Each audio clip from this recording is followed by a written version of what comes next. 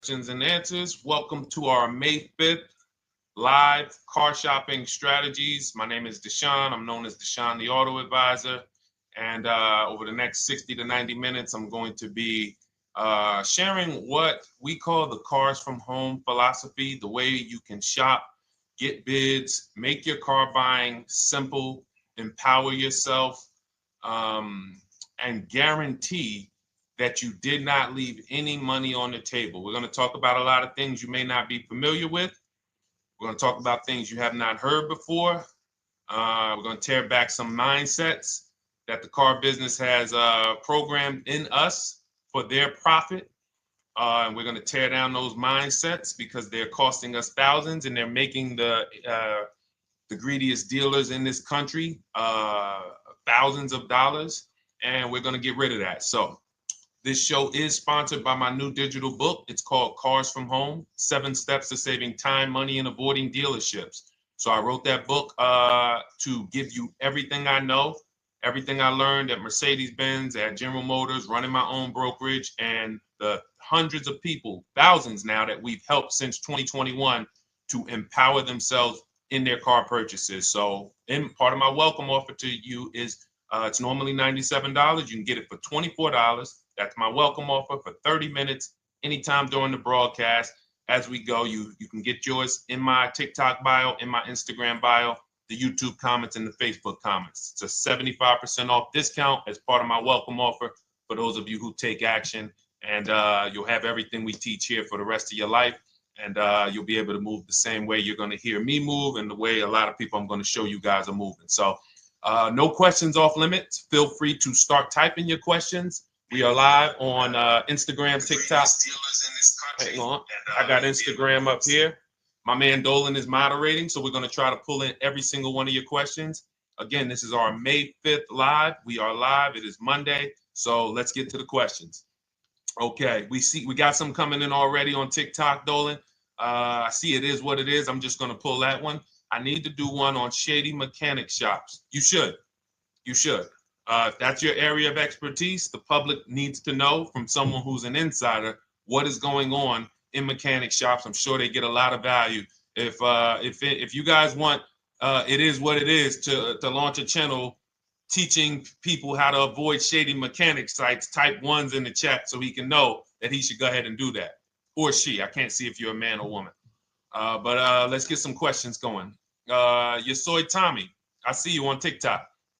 Interested in leasing, but I know I will go over the mileage. I drive a lot. Well, here's what you do. Give you an example. I'm leasing right now. I've never needed more than a 15,000 mile per year lease. So all of my leases have been 12,000 miles. I've never needed more than a 15,000 mile per year lease. Now, sometimes, that was because my family worked a little further from where we lived. We got a 15,000 mile per year lease, but most of the time I'm getting 12 because that's what I need. That's what I use. Now I'm paying $499 a month for this $55,000 Infinity truck. I got a 1% lease on it. I got my bids, the way we teach at Cars from Home. We're big on multiple offers. That's the only way you're going to save the big money and guarantee you got all the money is to get multiple bids. We teach you how to do that. You can do it by phone too. If you want to try to do it by phone, God bless you. We do it through email. We do it through emails and templates, and that's what we do. But I'm paying $499 a month for 12,000 miles. Now, let's just say I needed 15,000 miles. I would have bumped that lease up, and instead of $499, I'd be paying probably $30 more. So call it $530. Now, let's say I'm a high mileage driver at 20,000 miles. That instead of $530, I would probably be paying $620. And there I got my 20,000 miles per year. So the key is, and this is what you'll hear, people will blame the leases for not understanding that they choose the mileage. The mileage is not selected for you unless you go into a dealer and say, hey, work me up a lease. And then they're going to choose the mileage, probably give you 10,000 miles per year, and then try to close you on that. But that's not the way we shop. We're going to shop and we're going to adjust our miles based on what we need. So if I needed 20,000 miles per year, I would probably be paying $620 instead of $499. If I needed 25,000 miles per year, I would probably be paying $680. So I'm just paying, we get what we need and we enjoy our leases. because when we buy these cars and we drive ridiculous miles, we depreciate our cars, we destroy the value, and then we still have a loan on it in a lot of cases for a vehicle that we have destroyed the value in because we put 60,000 miles on it in 3 years. So our loan is moving very slow, but our vehicle's value is dropping through the ground very fast, which is typically how we end up with $15,000, $20,000, $25,000 in negative equity. I used to see it all the time in dealerships, especially when I was in when Uber took off. When Uber took off, year later, 2 years later, 3 years later, we had tons of people coming in with Hondas, coming in with various cars that had 200,000 miles on them, but they still had 3 and 4 year loans left. And, that's just a recipe for disaster. That's a recipe for disaster. So you should not be leasing, though, if you keep your cars 8 years. Some of you familiar with the 8-year rule, you understand. Everyone should not be leasing. I want to make that clear. Some people say, Deshone, you believe everyone should be leasing? No, I don't. If you are not keeping your cars 8 years, then you should be shopping for below market leases. Don't forget those 2 words, below market leases. Because if you're paying what everyone else is paying for their leases, it's not going to make sense. Some of these strategies are not going to make sense. You need to be getting below market leases. And the way we do that is to comparison shop, get multiple offers from dealers, have them compete for our business, and then we get these leases that no one else can get. Great question. So what if I go over 20,000 miles? What do you recommend doing? You choose your mileage wisely. In my book, I have a section called Choosing Your Mileage Wisely. The whole key with leasing is to scope out the mileage you're going to use, and that's what you shop for. If you know you're going to do 25,000 miles that year, you would do 25,000 miles on your lease. But you don't shop this way. We always shop with 12. A problem with leasing is once again, you go into the dealership, you say, work me up a lease. They're going to work you up what they want. They're going to say, hey, put 5,000 down. Who's had that happen? You go and you look for a lease and they tell you how much money you need to put down. Type me if you've had that happen. And again, welcome to everybody. This is our May 5th live. It's Monday, May 5th. Whether you're watching this today or you're watching this later today, because we will be rerunning this for those who couldn't make the show. Tell your friend they can catch it on our channels. But this is our live show. We're live every single Monday through Thursday at 12 noon. So you'll see people who will go and get blessed transition. You've had this happen. This is what you go in. They work you up a lease. Here, you need 3,000 down. Yeah, you need 3,000 plus your taxes and fees. What do you want to do? So that's them customizing our leases. We never want to do this. We want to customize our lease and run it like this, a template. All your leases you get with, ready? 12,000 miles per year. First month's payment only due at signing. That's it. 12,000 miles per year. First month's payment only due at signing. That is how you shop all of your lease offers, because this allows you to now use the 1% rule, which I didn't create. A lot of lease savvy people know about the 1% rule, where your MSRP, I'm going to just show an example of an MSRP, the price on the window sticker. Every lease is going to be brand new, guys, or either close to it. The price on the window sticker is the price we go by, the MSRP, and we're going to divide our monthly payment into the MSRP. And once we get that, the number, that's going to tell us if we got a 1% lease, if we got a 1.5% lease, if we got a 1.8% lease. And what we did was I created the 1.5% rule to know we were overpaying for leases. You don't have value when you lease something over 1.5%. But let's keep it to the point. The point is you're shopping all your leases, first month's payment due at signing, 12,000 miles per year, and then you're using the 1% to 1.5% rule to gauge the value. Once you find your best offer, that's when you go and you say, can you please adjust the mileage down to 10,000 because that's all I need, or up to 15,000 or 18,000. You shop your offers with 12. You find your best offer concerning what value is, 1%, 1.2%, 1.4%. You lock that up, and then you tell them, show me what the payment will be with 20,000 miles per year or 15,000 miles per year. That's going to keep you from walking into these 80% dealers which are never going to give you a below market deal. When they drop their prices, they're never going to drop low enough to beat their competition. That's why their name of the game is them keeping you from checking their competition. And then you avoid these people, you find those deals, and then you adjust the mileage with that dealer. But choosing your mileage is very important with a lease. And that's why you should take 5 minutes, 10 minutes, tally up your lifestyle over the next 3 years, and you choose your mileage that you need. Great question. Let's go, Dolan. I'm getting married today. Congratulations to Ash on Facebook, everybody. Ash is getting married today. Congratulations. May God bless you with a healthy, lifelong marriage. Hallelujah. All right. Angel on YouTube says, can I lease for 36 months, then purchase to have a lower payment instead of buying at a higher payment? Now, what he's asking or she's asking is, I want this new car, but if I buy the new car, then I'm going to have to pay for the new car, in which case it's too unaffordable. So can I lease it first and then buy the difference at the end? Yes, you can. Let's talk about why that's not that financially wise. There are signals, guys, that tell us we are looking at vehicles that are too expensive for us. Signals. Would anyone on here take a 50-year mortgage? Anybody? Anybody? We got some smart people on here. Anybody volunteering for the 50-year mortgage, ladies and gentlemen? Anybody?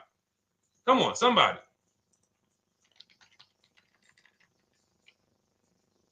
No, why not? Why not? Why is everybody saying no to the 50-year mortgage? Because we know it's ingrained in us that a 50-year mortgage on a house means we can't afford that house, right? Same thing with cars. There's signals. And so when we cannot finance a brand new car and it's affordable, what should we be doing? We should be going to get a pre-owned car. That's what we should be doing. So some of you have the luxury where you could afford both a new version of the car you want, and you can afford a pre-owned version, of course. So you might say, Deshone, I could afford both. I want this car, but I could afford, which one should I get, new or pre-owned? Thank you to the new gifter, Jeffrey Jones. Welcome. The Black King. Thank you so much. Gifter badges. Appreciate everyone who supports this broadcast. Thank you so much. You helped me to keep this information going. So what you're saying is, I could afford both. Which one should I get? In that case, it's a matter of your values. Do you want a brand new car? You want to treat yourself? You only get it every 10 years. So it's like, hey, I only get a new car every 10 years. I'm going to treat myself to a brand new one. Curtis Thomas, thank you for sharing. Or you might say, you know what? I want to go to value play. Even though I could afford a new one, I want to knock 20, 30, 40% off the price, and I want to get me a pre-owned version. So that's the people who could afford both. Some of you, you're like Angel, who like, I want this car, but I can't afford it new. In which case you go pre-owned, because you don't want to you don't want to lease a car 3 years, even if you get a below market lease deal, great lease payment, turn around and buy the difference, because you're typically going to need a 5 or 6 year loan for the difference. Once you get that 5 or 6 year loan, you add that to your 3 years that you leased the car, and you got 8 to 9 years of payments on the exact same car. 8 to 9 years of payments on the same car. This does not make financial sense to pay that long on a car. This is, you can't reach the reward stage where the car is paid off and you're putting money to the side for maintenance and repairs. You know, you got a paid off car, because the goal with purchasing is to get to that long-term ownership where the car is paid off. I don't owe anything on it. You know, I got a couple $100 I put to the side for maintenance and upkeep, but that's all. That car is paid off. I can keep that thing for 15 years. I can pass it down to my son, my daughter. We got an extra car in the family. That is the value of purchasing. So if you have a payment for 8 years on a car, you don't get to that stage. So that's why before I would ever recommend someone lease and then purchase the balance, I would recommend someone purchase a quality pre-owned car and get it at a below market price. Okay, does that make sense? Okay, everything that we're talking about, guys, is in my new digital book. It's called Cars from Home, 7 Steps to Saving Time, Money, and Avoiding Dealerships. Has everything we teach, because the name of the game is learning how to structure your deals. When should I lease? When should I purchase? And then once you have your structure, getting bids on everything to make sure you don't leave any money on the table. When you get bids on everything, you're never going to lose any money on your trade-in, because you didn't just get one offer on your trade-in, you got bids. You're never going to overpay for your interest rate, because you didn't get one offer on your loan, you got bids. You're never going to overpay for the new car or the used car you're buying, because you didn't get one offer on it, you got bids. And that empowers you to control the transaction. That is what we teach. That's in my new digital book, step by step. You can get your copy for 75% off, normally $97, but it's part of our welcome offer for 30 minutes. You got it in my TikTok bio, Instagram bio, YouTube comments, or the Facebook comments for $24. Okay, enjoy it, use it. All right, let's keep it going. I need to buy a car. I want to know how to buy the advertised new the new SUV vehicle for under $10,000 or even under $20,000. I don't really understand the question. Let me read it again. I need to buy a car, and I want to know how to buy the advertised new vehicle for under $10,000 or even under $20,000. Are you saying that's the discount you're looking for, or are you saying that is my budget? Please let me know. I don't quite understand. Go ahead to the next one, Dolan.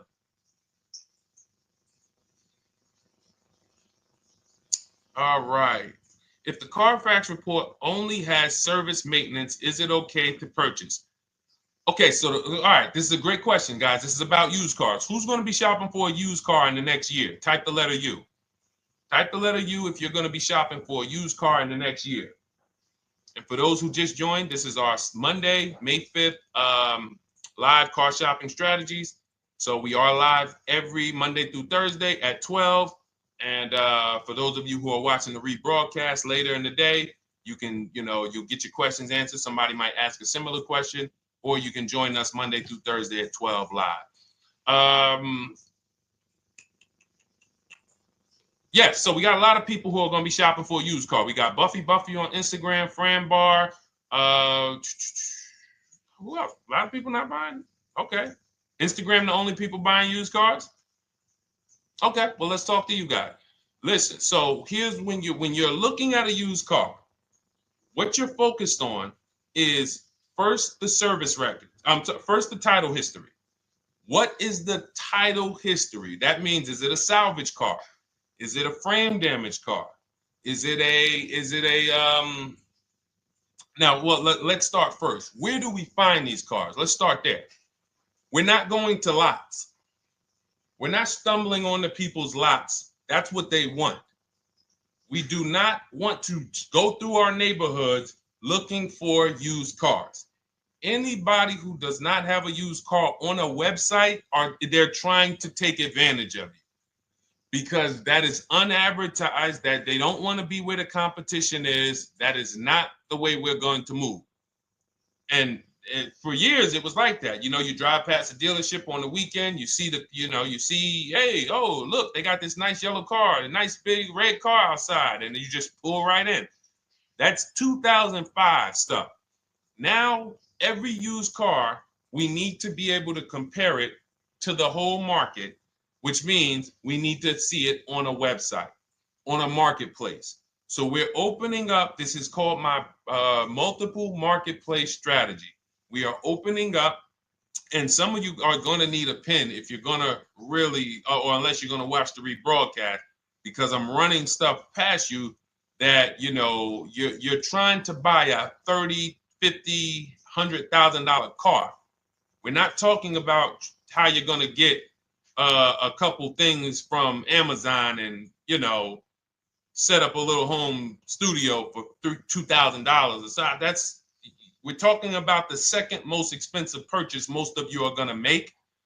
So it's understand that you're going to need to focus in order to get the most out of what we're talking about. So we're going to go to the marketplaces. The marketplaces are Carvana. They sell their own inventory. CarMax, they sell their own used car inventory. Driveway, they sell their own used car inventory. We're going to go to now dealerships. AutoNation, they sell other people's, they sell their own. They buy and they relist it on their website. But then you have Car Gurus, you have Carfax, you have Kelly's Blue Book, no, not Kelly's Blue Book. You have Auto Trader, Car Gurus. So we're going to all these marketplaces, we open them right up in one tab. So now what we're doing is we're putting in our criteria, and what we want to do, we want to go 100 miles out. Even if you're not willing to drive 100 miles out, you want to see what the whole market looks like within 100 miles. So now, if you know what you can afford, then you can put in your price criteria. I have a tool that I created. It's called the Perfect Budget Calculator. Some people who have my book, you've used it, where you put in your down payment preferred, you put in your interest rate, you put in any equity from your old car, and it tells you, because what you tend to miss is the fees. That's what you tend to miss. So if you're not using this calculator that we created, you want to add another $2,000 or so, because you got to factor in the fees in that budget. Some of you go out and say, man, I think I could afford $30,000. Then when you find your car, they bump you up to $33,000 because you didn't factor in the taxes and fees.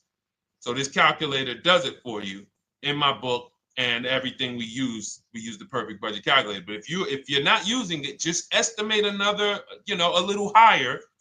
Now you put all of that into the marketplaces. Now you're looking for what the inventory is. Now, here's the reason why you must open up all these marketplaces. First reason, they have different cars on them. Carvana and CarMax has different cars than Car Gurus, Cars.com, Auto Trader. There's different cars on them.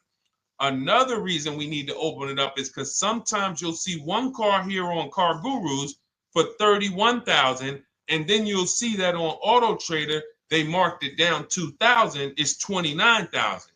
And you're like, wait, why the heck is it lower? This is the same car.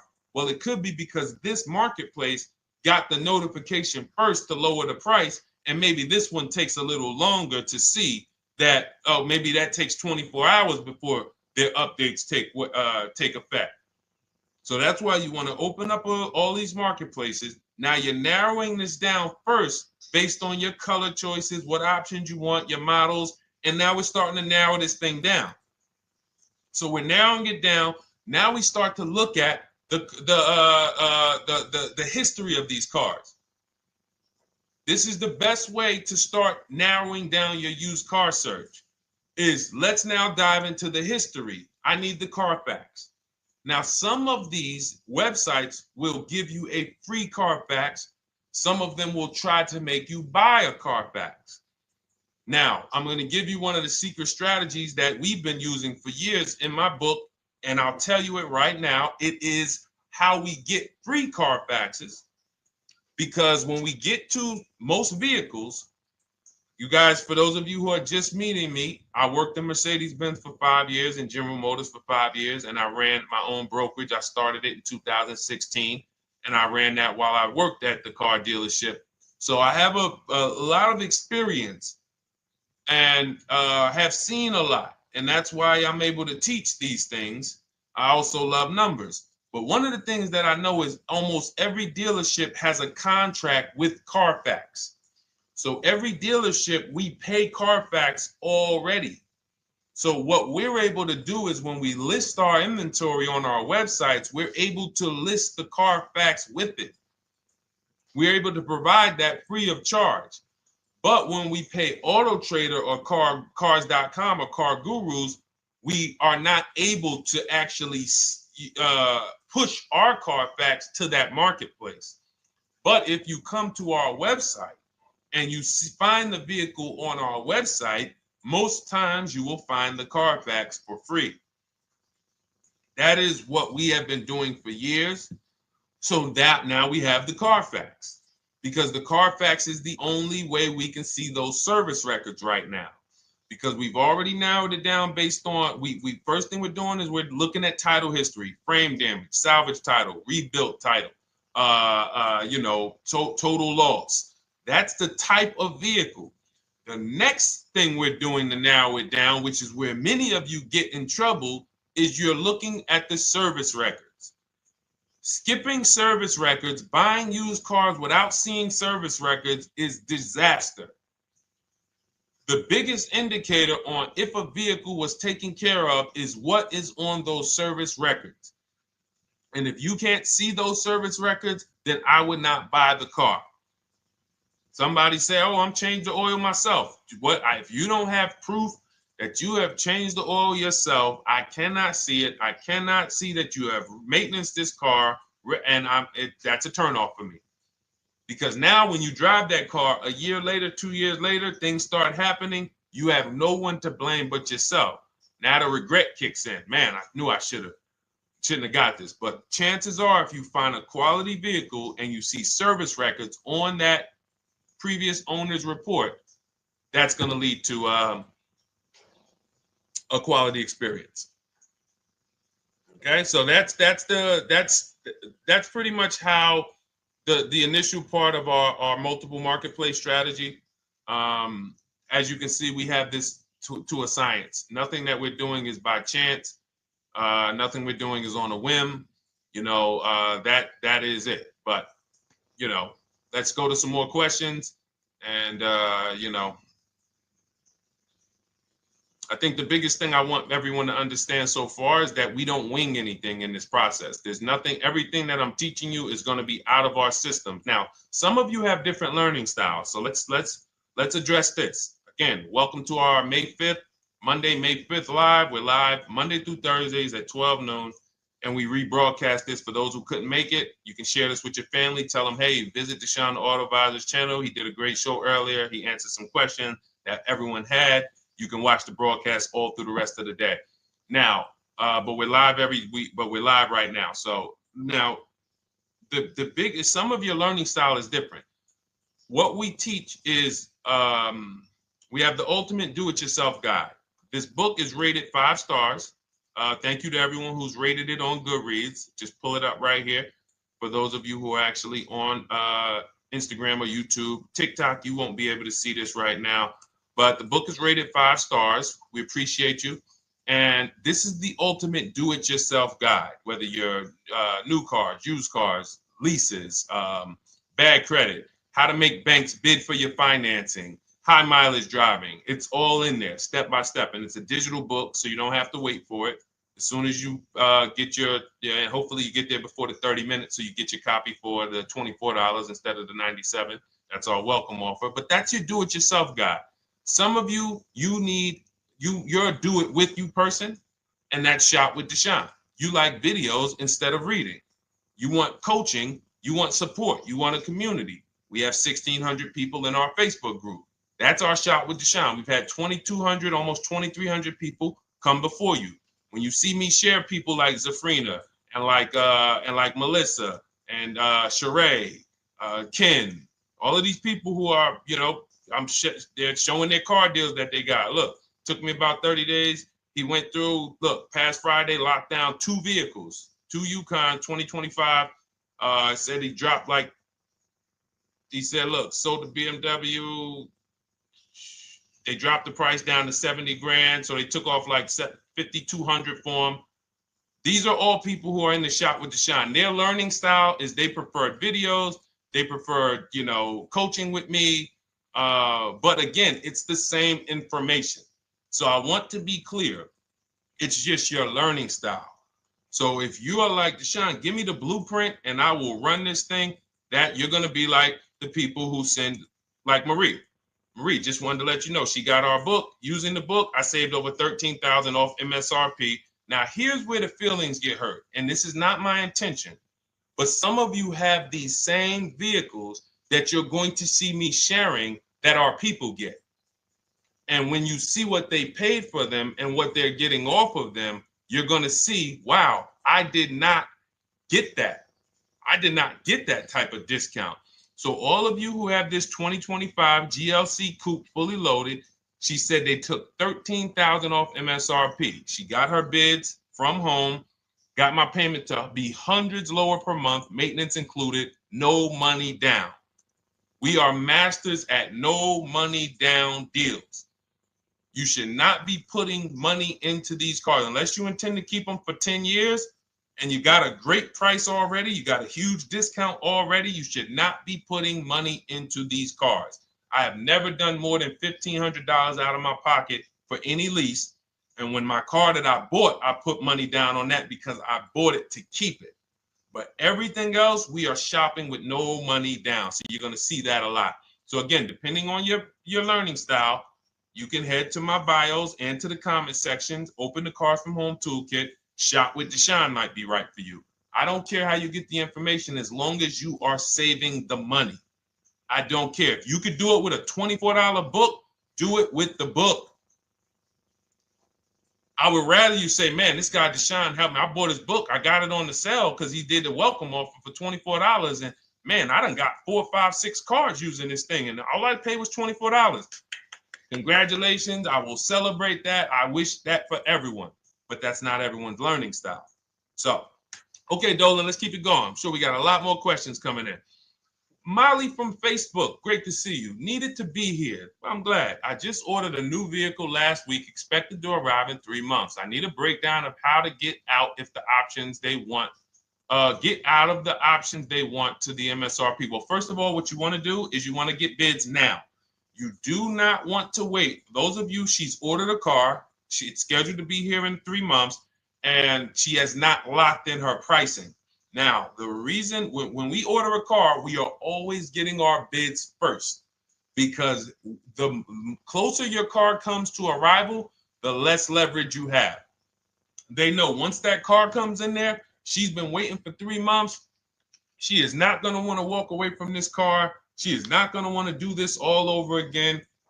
And they're going to probably take a shot and say, or if you look for a discount at that point, you probably are going to be like, no, I'm sorry, we can't give it to you. So what we're going to do is we have to now send that request out. Now, there's 2 ways for you guys to do this, whether you're leasing or purchasing new cars.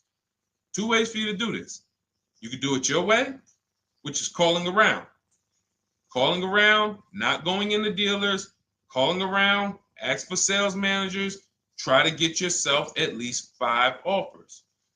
Because the only way you're going to see how overpriced the offers are is to actually get multiple offers. So I'll give you an example. I'm showing you guys on the screen what a market report looks like. So we also have a division. We shop for people's new cars and their leases if they have good credit. So when you see, oh, I tried to pull it up. It's not loading. So what you're going to see, and some of you who've used our stuff, you can testify to this. There is a huge spread between the best price and the worst price. Huge spread. So in order for you to know you actually got the best price, you need to see 4 other offers that are higher. I'm going to say that again. Thank you to all the gifters on TikTok. Thank you, Jeffrey Jones. Appreciate it. You need to see other offers that are higher. So let's go back to my car. This dealer who won the bid for my Infinity truck saved me over $8,000. Now, he said to me when I was making the deal with him, he said he knew that I was not going to find a better offer because he had used a special coupon he had to apply towards the deal. He needed the deal that month, and that's why he won the bid. So he's able to take off $8,000. If I was purchasing, I would have got $8,000 off the price. But I leased it, so my lease payment was $499 a month with $1,270 down total. And $1,270, $499 of that was my first payment. So every other offer that I got, $560, $605, $640, $700, $750. That's how you know you did it right. If you don't have a bunch of the 80%, we call them. This is the 80%. Some of you have heard me say we don't negotiate with dealers with fake fees. It's a losing battle because even when they take off all the fees, they're still super high. I'm going back and forth by email. So if you're using what we teach, you're taking minutes out of your day. You're going back and forth with email. We close deals in 60 to 90 minutes. I'm not inviting anyone to car college. 60 to 90 minutes of emails back and forth. Next thing you know, we're closing a deal. But you're going to see, even after back and forth and telling the dealers through email, you can do it by phone. Hey, I'm shopping other dealers. Please make me your best offer. I have all the templates written. So when you're using our stuff, you don't even have to wonder what you're going to say. You just copy and paste our template. But even after that, you're going to see, wait, these people are still giving me super high prices, even though I told them I'm shopping, even though I told them I'm serious, I could buy the car right now, even though I gave them every single thing I need to give them to get an offer, they're still $150 a month higher than my best offer. That's going to prove to you that they are the 80%. They are not coming down. When they say this is our best deal to their customers walking inside, they're not lying. It is their best deal. It is not the best deal. It is their best deal. Their competition's best deal will blow their best deal away. And the only way you do that is by getting bids. So that's what you need to do, Molly. Take exactly what you're looking for. If you want to call around, call some sales managers and say, hey, listen, this is what I'm looking for. I put in an order, but I'm not dead set on the price yet. Haven't really gotten, I want someone to lock in a price for me. And hopefully you're purchasing, because if you're leasing, it's tough, because once that lease comes in, you do not know what the lease program is going to be. So if the lease program is bad, then you could find yourself jammed up. Now, here's what we try to do to prevent that. It's not always possible. Here's what we try to do. Once you have found the best dealer who's won the bid, now what you're going to do is say, based on this price that you're selling me the car for, can you give me a lease estimate now? So let's say I'm ordering this Infiniti. I shop around, I find a dealer who says, all right, Deshone, I'll place the order. I'll take $6,000 off list price for you if you do the business with me. Perfect. Can you give me a lease quote based on that now? I know this is not the vehicle. My vehicle's coming, but can I get some type of an estimate of what it would be? And then I look at that, and if it's affordable, now I place my order. But I'm not placing an order for a lease blind, not knowing what my payment's going to be when that car gets here. Okay? Does that make sense? I know I may be typing, this is heavy. That's why I told you guys, when you're here with us in car buying, below market car buying strategies, this is like short 60 to 90 minute master classes.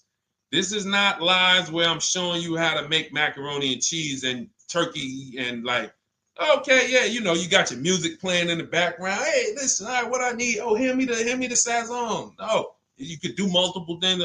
This is heavy finance talk for 60 to 90 minutes, and it will change your life. And I just saw my girl, Lisa. Lisa, good to see you. Lisa's been, she's been learning from us and rocking with Cars from Home. Let me see. I'm glad you clarified, even if no money down on the lease, you still really have to give them the first month's amount. Yes, I don't know what I'm going to do yet, buy or lease. No matter, I'm learning lots and sharing with my peeps. Thank you, Lisa.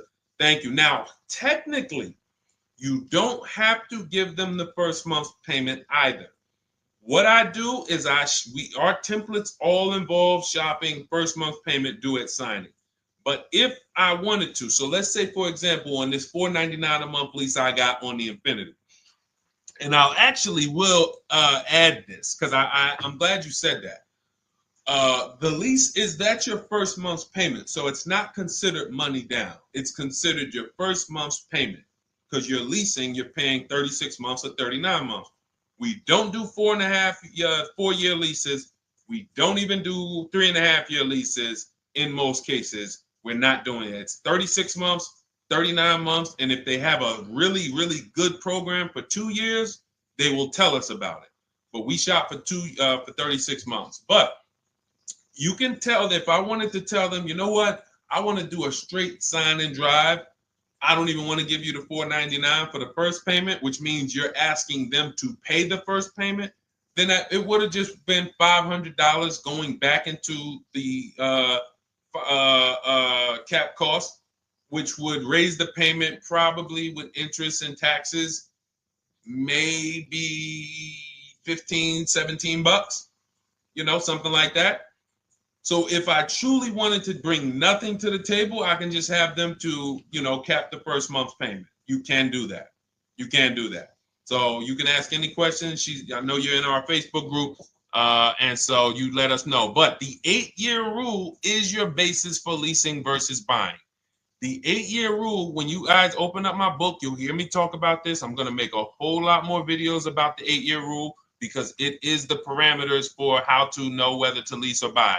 It takes into account how drastic cars depreciate. They lose value like crazy. All the losses are in the first 5 to 7 years, and you don't win until you've kept the car at least 8 years, compared to someone who's getting a below market lease. So let's take an example. You look at somebody like, Brian. Brian got my book. Just finalized my first ever lease using your system. 2025 HRV Sport all-wheel drive, $30,000, $505 MSRP. So this is a $31,000 vehicle almost, and he got it for $395 a month, which is a 1.2% lease, no money down. Now, his initial quote from this dealer was $434. This is the winning dealer. But in my book and in our systems, we have a counter offer calculator where we put all the offers we get into the calculator, and then it calculates the best offer and it tells us what to counter. So his initial quote was $434. He countered with the calculator and ended up closing his deal at $395. So these are the people that, for all of you who you're like, wow, are there any cars out there with a $300 payment anymore? Well, if you're buying a car, you are buying it at a $300 payment. You could only spend, who knows, every $5,000 on a vehicle is about how much per month. Every $5,000, when you're looking at a car, every $5,000 on a 5-year loan, which is what you should be defaulting to, is about how much per month. Thank you, Nikki. Nikki got a #1 gifter badge. And I don't really know what all of that stuff means, but I definitely appreciate it. The Black King, thank you so much. I just know it means you guys support the show. So I appreciate it. So who knows? Every Nucci Graham is and I wanna Nucci Graham will address you next, because as soon as you get your book, on the thank you page it says, "Thank you for your purchase. Click below to open your book." So we'll address that shortly. But okay, thank you, Lisa. Yes, every $5,000, and Nikki, $100. So this keeps you in the safe zone. When you are looking for how much loan I'm going to take, you are looking and saying, every $5,000 is going to cost me roughly $100 per month. So if I want to spend $400, then my loan needs to be about $20,000, which means I'm looking at this car. If I'm going to buy it for $23,000 plus fees, and I want to be at $400, I'm going to have to come up with some more money down, because I need to get my payment here. I need a $20,000 loan. I'm not going to go in looking at a $20,000 car and thinking, man, can they get me to $250 a month on this? No money down, because the math doesn't make sense. Because the only way they can get you to that is to put you in a 7 or 8 or 9 year loan, which is a horrible deal. And they've done it to a lot of people, because you go in and you just say, get me to this monthly payment. And they're like, well, you didn't say how long. You come in later, hey, man, my loan is, I remember, man, a guy called me, and this is, unfortunately, people are not trained to look at how long their loan is. Early in my career, I think I was still with General Motors, and a guy came in and he had some vehicle, And he was like, you know, D, could you look at this, man, and tell me, because I don't, you know, I'm trying to get out this thing, man. They telling me I can't get out of it now. That's a recipe. You bury yourself when you make these types of moves. They're saying I can't get out. I looked at his contract. It was a 96-month loan. 96-month loan. So he's in a 96-month loan at a high payment. He's going nowhere.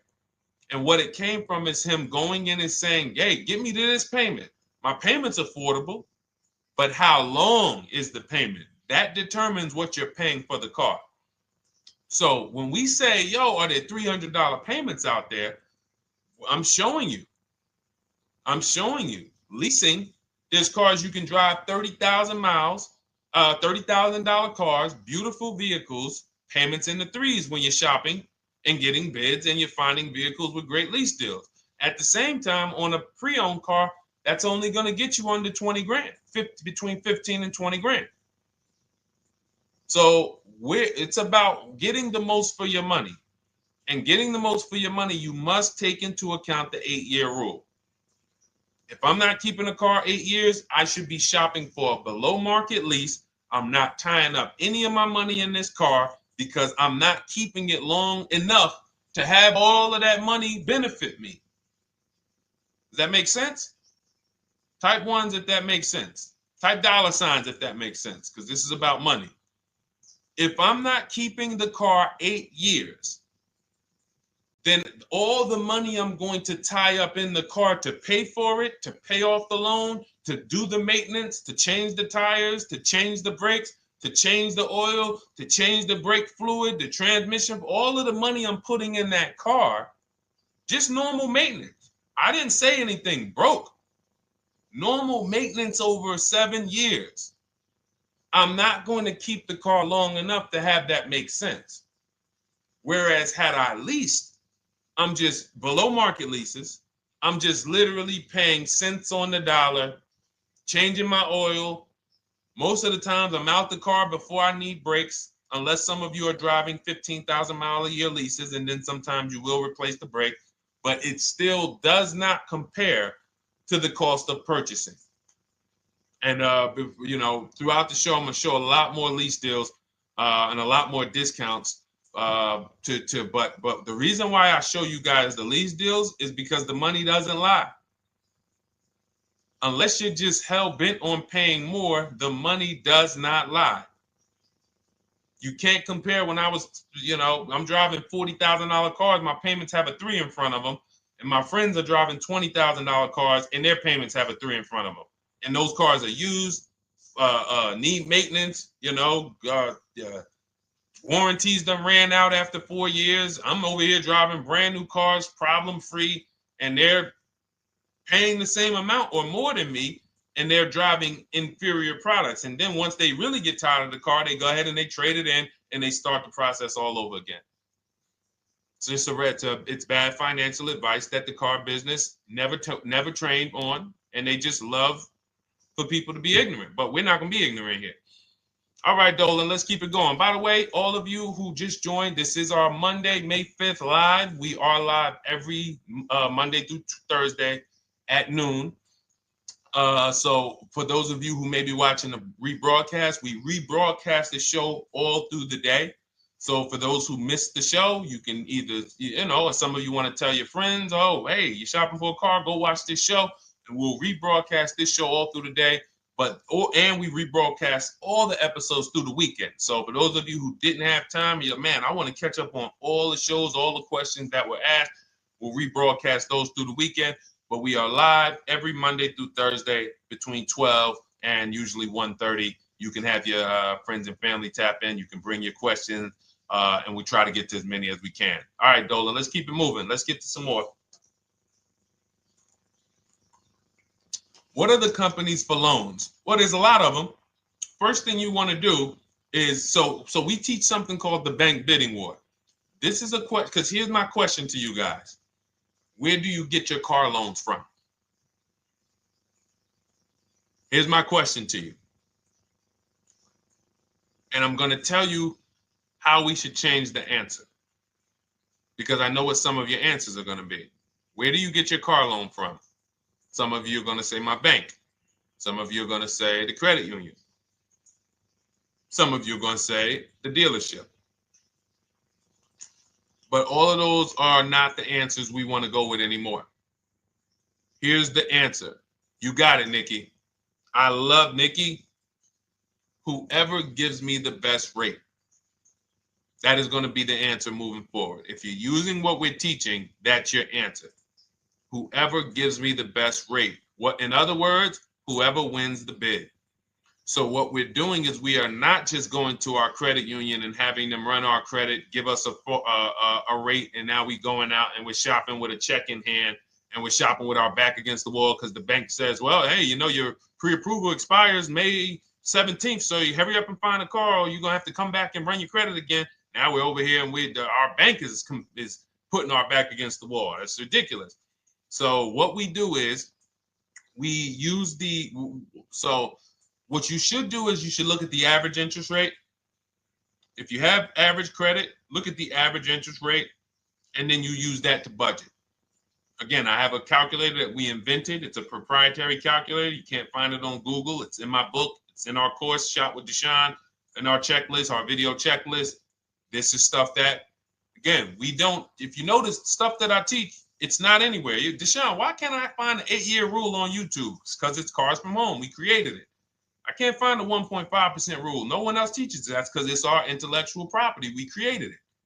I don't mind people saying it, but they need to understand we didn't find this stuff. We created the stuff. So calculators, we invented them.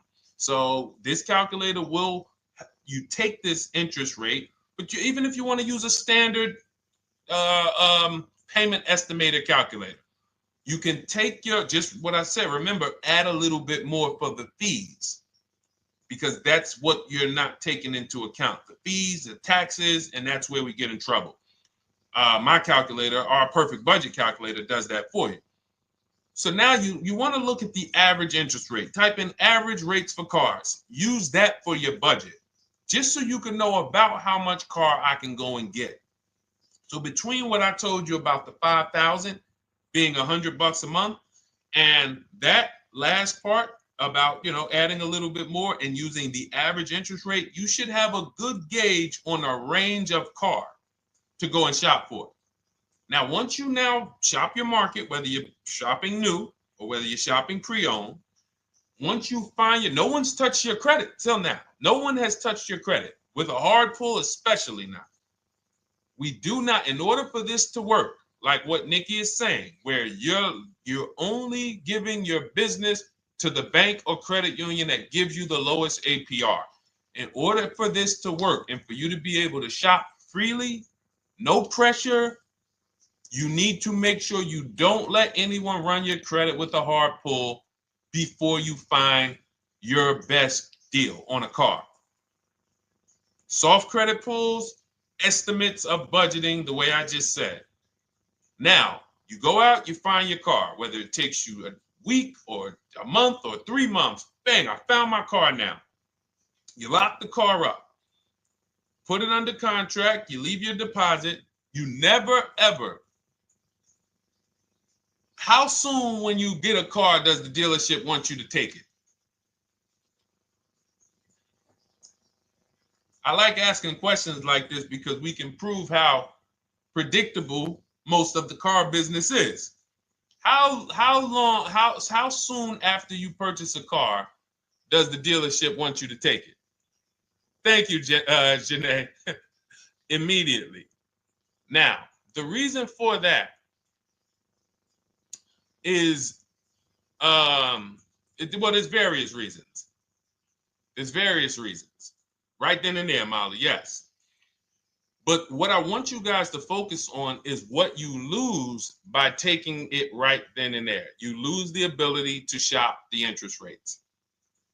And shopping the interest rates is very important because you'll always wonder, could I have gotten a better rate? So what you do is you lock the car up, you let them know, hey, I'm going to go home, just give me my, let me get my paperwork so I know exactly how much I need to tell my bank.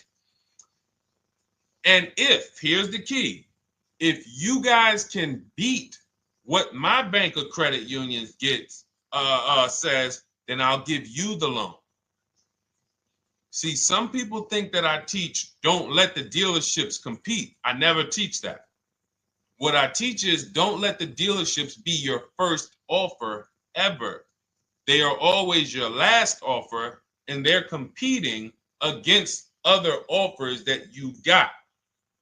So now you're going home, your car's waiting, you're going to see what your bank, your credit union can do, and then you go online. You can go right online. Auto loans online, auto financing online. Let all of these banks and credit unions access your credit now with the hard pull, because there is an article that Experian did, and you can find it on almost any credit bureau, wrote an article on rate shopping. They allow you to have multiple lenders compete for your business within a small period of time. They say the window is 14 to 45 days. So if the window is 14 to 45 days, how quick do y'all think I want you to do it?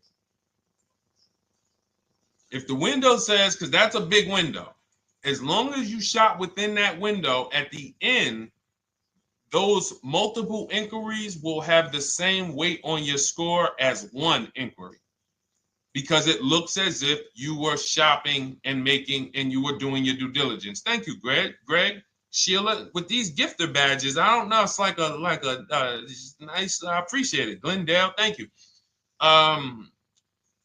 So with these, when these banks are competing, what you're trying to do is say, everyone here on my end, we call this the bank bidding war. This is round two. Round two is you are bringing your car home. I'm sorry, you are at home. You're going online. You're calling your bank. You're calling your credit union. If you have one, you're going online. This will take you literally one day, not even. This maybe take you an hour. Because if they say that the window to shop is between 14 and 45 days, I want you to do it in 24 hours.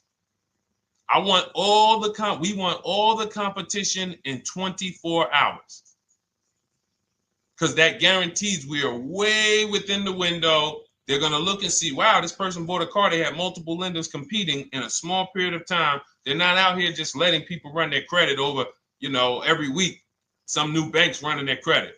So now you call the dealership afterwards. You say, hey, the best offer I got was from such and such credit union or such and such bank. If you guys can beat it, I'll give you the business. You allow the dealer to now shop you to their banks.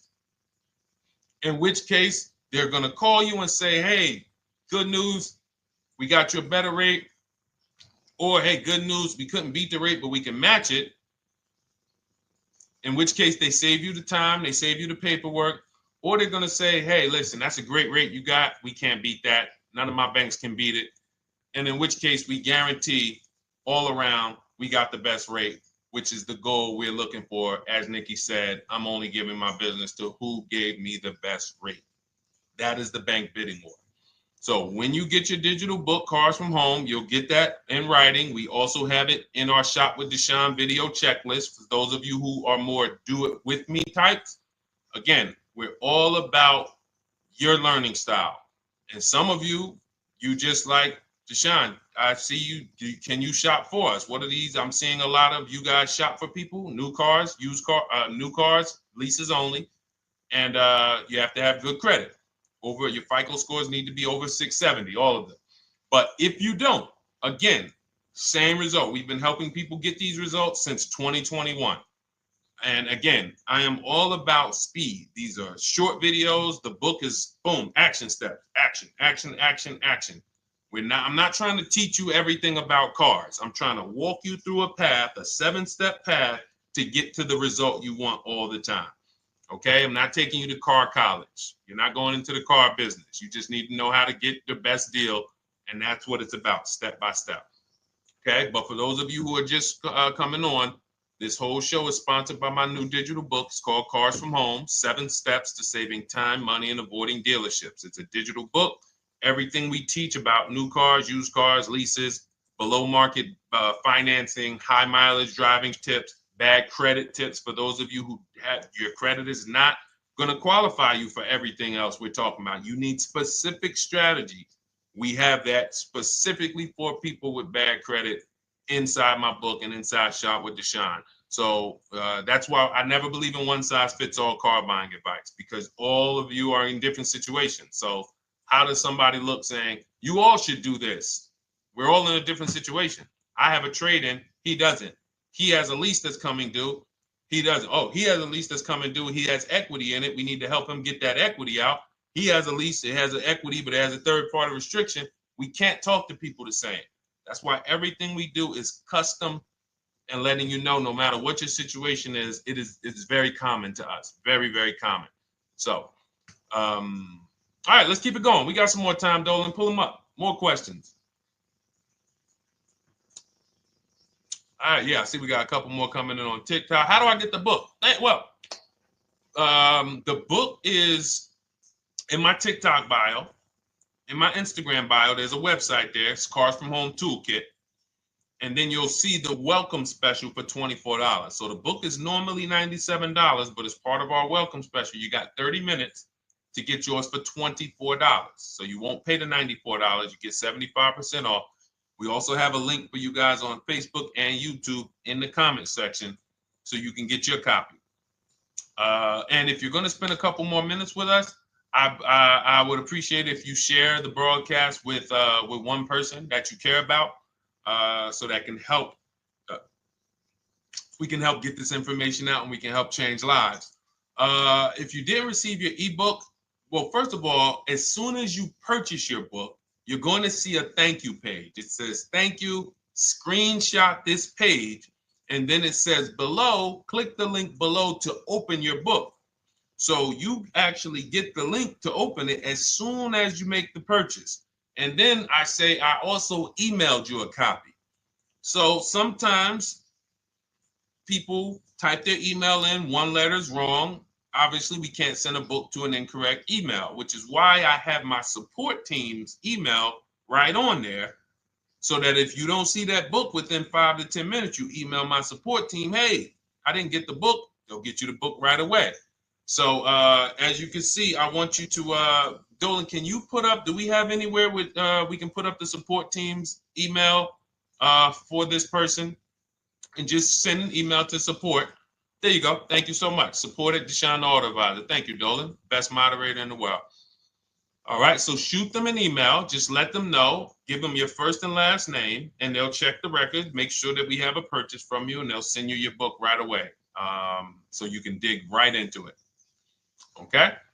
All right, let's keep it. We work with clients all around the country. What I'll start doing, I wanted to bring some on here today, but I can't load them up. The system is showing an error. So I got a lot of people. I always bring tests. I always like to show results. So, you know, I'm a results person. So you'll see a lot of people that I share. Brian, who has our book, and, you know, his lease, Marie with her $13,000 off. All of these people made deals from home. They were not in a dealership negotiating this. You got, look, Frank, I bought your book, used your system, and just closed my deal and have positive results to report. I love when y'all email me, by the way. Like, please continue to do this. A caveat is I wanted a just released 2026 Genesis G70 Advanced, and there are no incentives. I could have gotten incentives on the 2025. However, I wanted the 2026, and I was willing to pay. So even with high demand cars, even with cars that are rare, this is the situation. I reached out to 20 dealers and I received 9 offers for 36 months, 12,000 miles on a $58,000 MSRP. The initial offers range from $1049 to $901 with everything in between. I counter offered using the calculator that we have and closed the deal at $815 on a $58,000 MSRP. That's a 1.4% deal. Now, mind you, that on a vehicle on a 2026 with no incentives, which means every bit of that was the dealer taking off money for him. He probably had to get at least $5-6 grand off to have that deal come in the 8s, when other dealers were quoting him 9 up to 10 and, you know, mid $1,000 range. So, you know, but so I show the book testimonials. I show my Shop with Deshone testimonials. But I want to start bringing these market reports so you guys could actually see that's our team shopping all around the country. And that allows us to stay, we're able to just stay on top of the market, like from state to state. It proves like this stuff is not, oh, if you're in New Jersey, the deals are better. Hey, if you're in Florida, the deals are better. If it's California, we don't have deals out here. All of this stuff is not true. And thank God we have people using the Cars from Home systems, be it by book or be it by our video checklist, or be it us shopping for people all around the country where we can tell you beyond a shadow of a doubt. I can show you market reports from Texas, from Oklahoma, from South Dakota. We did a deal for a Mazda, a South Dakota deal, Nebraska, California, Florida, Georgia. We're shopping for people all around the country. And there's great deals everywhere in the country when you know how to make dealers bid. Because you're always going to find that 20% dealer who just wants to beat their competition. They're the best in the region. And you got to go out to find them. You got to have a system to find them. Because most of the dealers are not them. Most of the dealers are the 80%. That's just the way it works. It's a numbers game. And the 80% are very expensive. And when you walk into the 80%, they'll go down. You're like, oh man, all right, can you take off? Can you get me down? Like, yeah, man, you're like $150 a month higher than where I could be, my max. And they go back and forth. They're like, man, I could take off $50 a month. Ah, man, that's the best you could do. And then next thing you know, you get down to 100. Yeah, all right, we'll take off $100 a month. And you're like, all right, I guess I'll take that. You don't realize that a 20% dealer, not only were they nowhere near your max budget, they were $100 less than your max. You're talking to the 80%. The 80%, when they come down, they're still here. The 20% are here. So you're over here with an 80% dealer walking into these dealers. 8 out of 10 dealers over here are 80% dealers. So y'all talking them down like this, and y'all thinking we winning. Oh, I talked them down to this. Meanwhile, the 20% dealers are here. 20% dealers will launch a bid. We gotta cut. Oh man, if this thing wasn't broken, tomorrow's show, I'm gonna bring on a lot more market reports. We got dealers who come right out.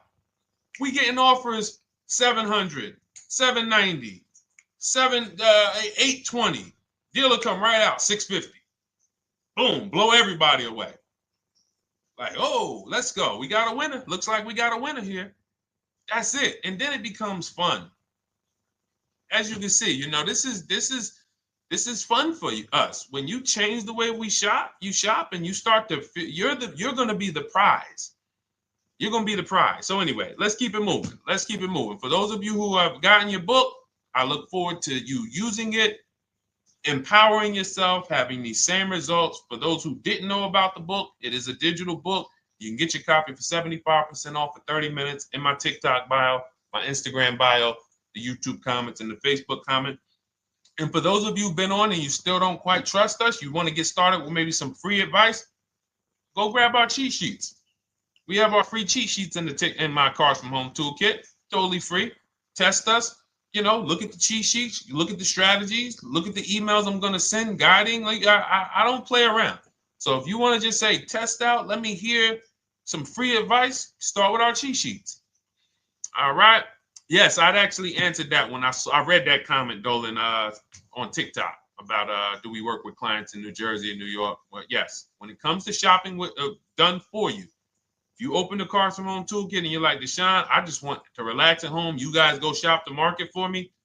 If you have good credit, FICO scores over 670, and you have and you're shopping for a new car or a lease, you can book a call with us and we can see if we can help you. Book a 10-minute call. It's free. And we can see if we can help you. Is it best to lease a car if you're currently underwater? Ooh, if I was underwater right now, let's just say I have 15,000 negative equity. I made a bad deal during the pandemic. I'm upside down and I'm like, man, I got to get out of this car. But and first of all, I know I should be leasing because now we know the 8-year rule. The 8-year rule says if we're not buying our cars to keep them at least 8 years, we should be shopping for below market leases. We're going to pay a lot less money. Below market leases, not normal leases. Very important. So what I'm going to do is I'm going to actually right now look for an electric vehicle that I could lease because some electric vehicles right now, we're getting under 1%. We're getting 0.88% leases. We're getting 0.79% leases, because if you do your bidding, you're going to see. Now, again, if you want to call around for your multiple offers, you can do that. I'd rather you call around than to do what you've been doing. I'd rather you, with your new cars and your leases, call around before you walk. That's better than what you've been doing. But if you're like, Deshone, I don't want to talk. I don't want to wonder what I'm going to say. I just want to copy and paste. That's the Cars from Home way.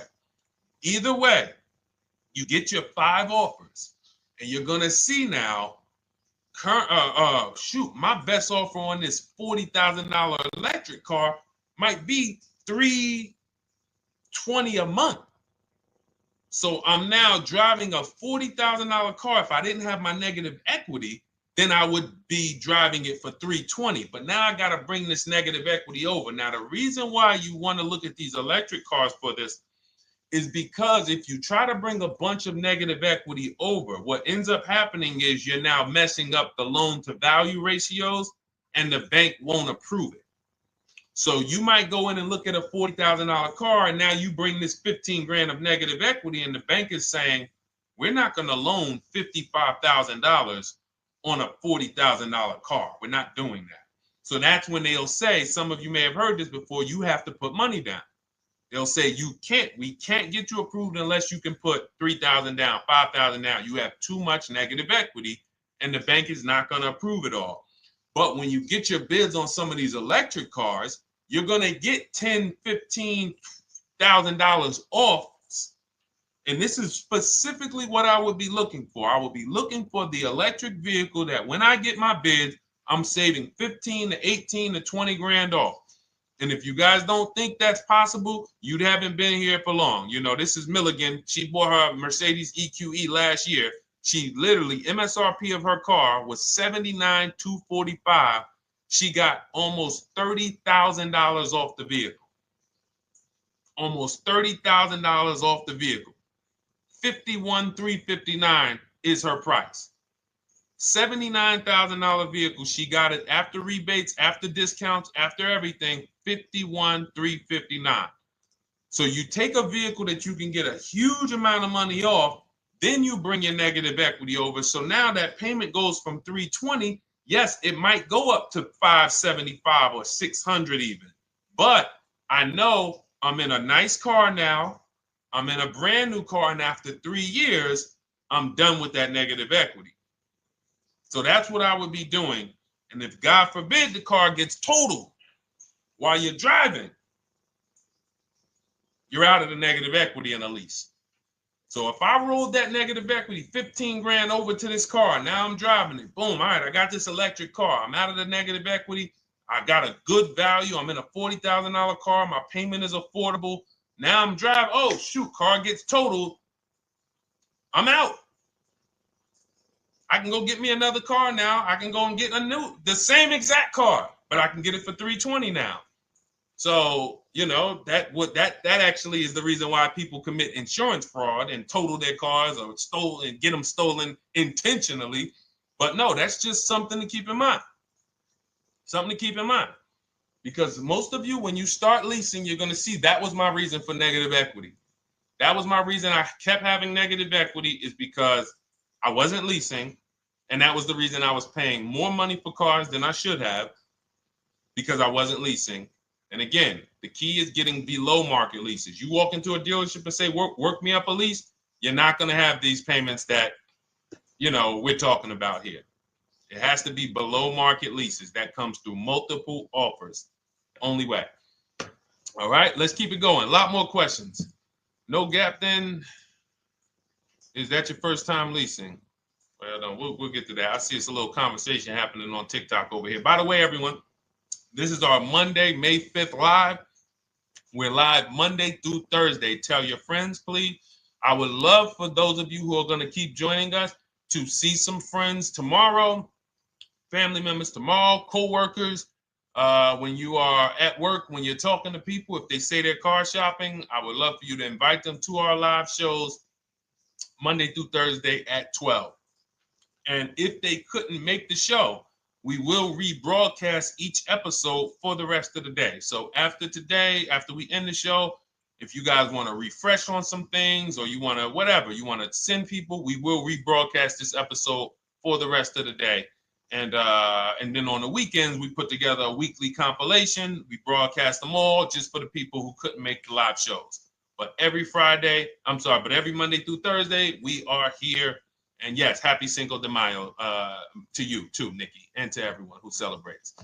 All right, what do you think about waiting till December month, mid-month to buy a vehicle? I do not. Dealers need cars to sell before that. It's a myth. All right, we're going to dispel a myth, okay?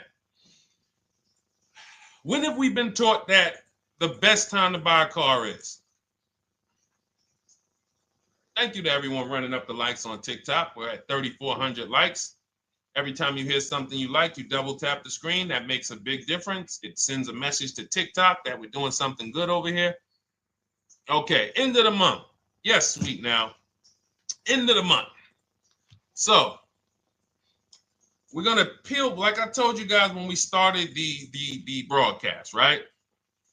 We are gonna, yes, Molly, last day of the month, right? So this is what we have been taught. Last day of the month, come on in. That's where your deals are, right?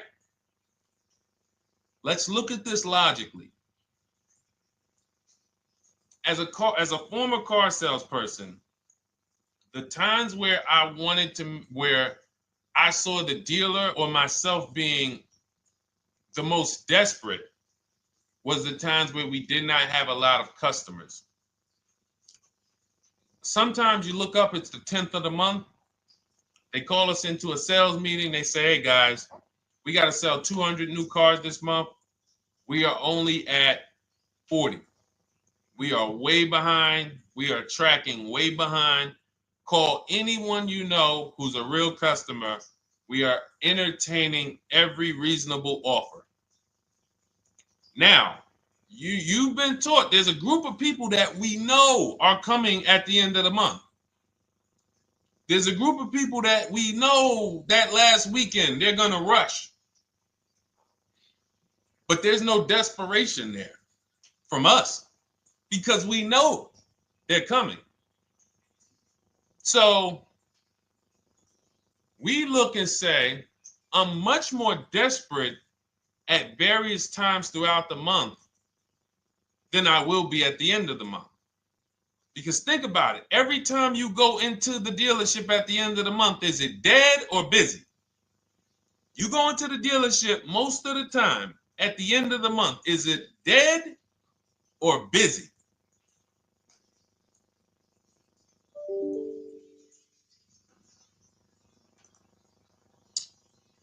Thank you. It's a zoo. It's a zoo. Customers everywhere. That means all the car salesmen are not worried about making a deal. In fact, they're looking at you and saying, hey, Molly, thank you. Listen, I know you, look, I know the payment's $780 a month. I know you said you wanted to be at $499, but, we've been going back and forth. Can you work your way up, get closer to the $780? Because they know now we can take a shot. Because we have some other customers behind you, Molly. Did you see the people walking out? These people just walked out. They're mad. We don't have enough salesmen here. We got people waiting 40 minutes to speak with somebody. Do you think you're getting the best deal when that's the energy? Yes or no? Let's just be honest here. See, you might forget some of the lessons that we teach if you don't have our books and if you're not in our video checklist and coaching. You might forget some of the lessons, but hopefully you won't forget the stories. So you walk in the dealership at the end of the month, the place is a zoo. It's people everywhere. They're ringing bells. They got the big clown, donuts around. Hey, you want a donut? Do we think there's desperation? Thank you, Sheila. Thank you, Molly. There's no desperation here. And they don't magically wait till the end of every month to hit their numbers. Some dealers hit their numbers at the 25th of the month. Numbers are hit. We still got people coming in end of the month. So What we want to do to answer the question is we want to be positioned. What I like you to do, for those of you who are in an emergency situation, you need a car in a week, in 2 weeks, that's fine. Everything we teach can guide you. We've had people who got their cars in 3 days. Like that's not something that is let's see. This is my second go around, much easier, more relaxing experience. Calculator definitely helps. Turned in my CRV, got a 2022 Marcus, some dealers wouldn't do. Somebody, I wanted to read you somebody who got their car in like 3 days, 5 days. That's normal. Again, like I said, we're not taking you to car college here. Like you know, our step-by-step programs can get you to your cars in less than a week, 90 minutes. But you don't want all your car shopping to be emergencies, because here's where you want to be. You want to be able to say no for up to 3 months. Reason is, there's a group of people that walk into the dealerships. They're there right now. They're desperate. They're giving off desperate energy. They can't say no. They back themselves into a corner for whatever reason. If their leases are up, maybe they don't know you can get an extension. If your lease is up this month, you can call. You can get yourself an extension for 1 month. Some leases will be extended up to 3 months, up to 6 months. Those of you who have cars and you're like, Deshone, I'm shopping for a new car, but I don't need it. I just, my car still got some life to it, but, I want to look for something new. This is a position of power to be in. This is where you want to be. You want to be able to say to yourself, all right, let me look at the offers this month in May. All right, I'm going to follow up next month because the offers change. The used car market changes. The lease prices change. The dealer desperation, it changes. I'm not letting tariffs push me into doing something and making a bad deal. I'm not doing it. I'm not worried about tariffs coming, because there's going to be deals no matter what. If the prices of the new cars go up, what happens to the prices of our used cars that we're going to be selling? See, that's how we really won during COVID. Some people who've been with me since 2021, that's how we were winning. My man John Shaw, he was one of the first people. David Isaacs came in, got his BMW. Yes, the lease prices were slightly higher back then. We were still getting under 1.5. We were still getting 1.4. John got a 1.2 on a Jeep Wrangler, but we were selling our old cars for 8, 10, 12 grand more than they would be worth today. So even if the new car market goes up, we know how to maximize the prices of the cars we're getting rid of, and we're going to offset it. So we want to position ourselves to be able to say no. That is the strength. That's the leverage where we can say, you know what? All right, I'm going to follow up next month. Now we're telling the dealers right up front, hey, call me. I'm good between now and June 18th. I'm good between now and July 20th. So now what those dealers say is, okay, this is a serious customer. By the way, we have all this in templates in my book. You fill out the template, you fill in, here's the day you can buy a car. This is your deadline. When we blast it out, these are things you can call dealers and you can tell them, hey, I'm good between now and anytime before the summer. Call me if you get a black one with the red seats and this package in it.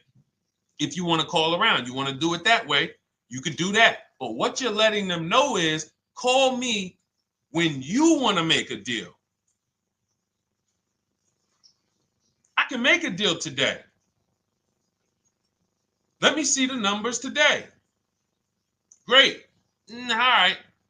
If sometimes you'll see that a car is a little bit out of the range we want it to be in, you might say, man, I'm looking for it to be around, 505. This thing's coming in about 550. Okay, maybe I'll check next month, see if the program gets better. You might say, all right, dealers are saying to some of you shopping for cars that maybe every dealer is not going to have it. When you reach out to the dealers, only 5, 6 dealers have it. But they say, hey, I got something coming in May. I got something coming end of May, June. Is that good for you? See, they're desperate customers. They can't say yes to that because they back themselves into a corner. But you guys now operating with a 90-day shopping cycle.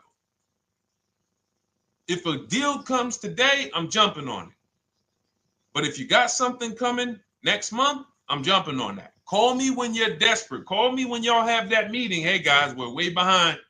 Listen, we need a deal. I'll take any deal right now. Hey, is that person that Sheila McCauley, you know, that last month, her number, we couldn't make that deal last month. Did she get a call yet? Hey Sheila, did you get a call yet? No, I'm still waiting. Okay, great. We can get to your number now. Perfect. Thank you. Positioned.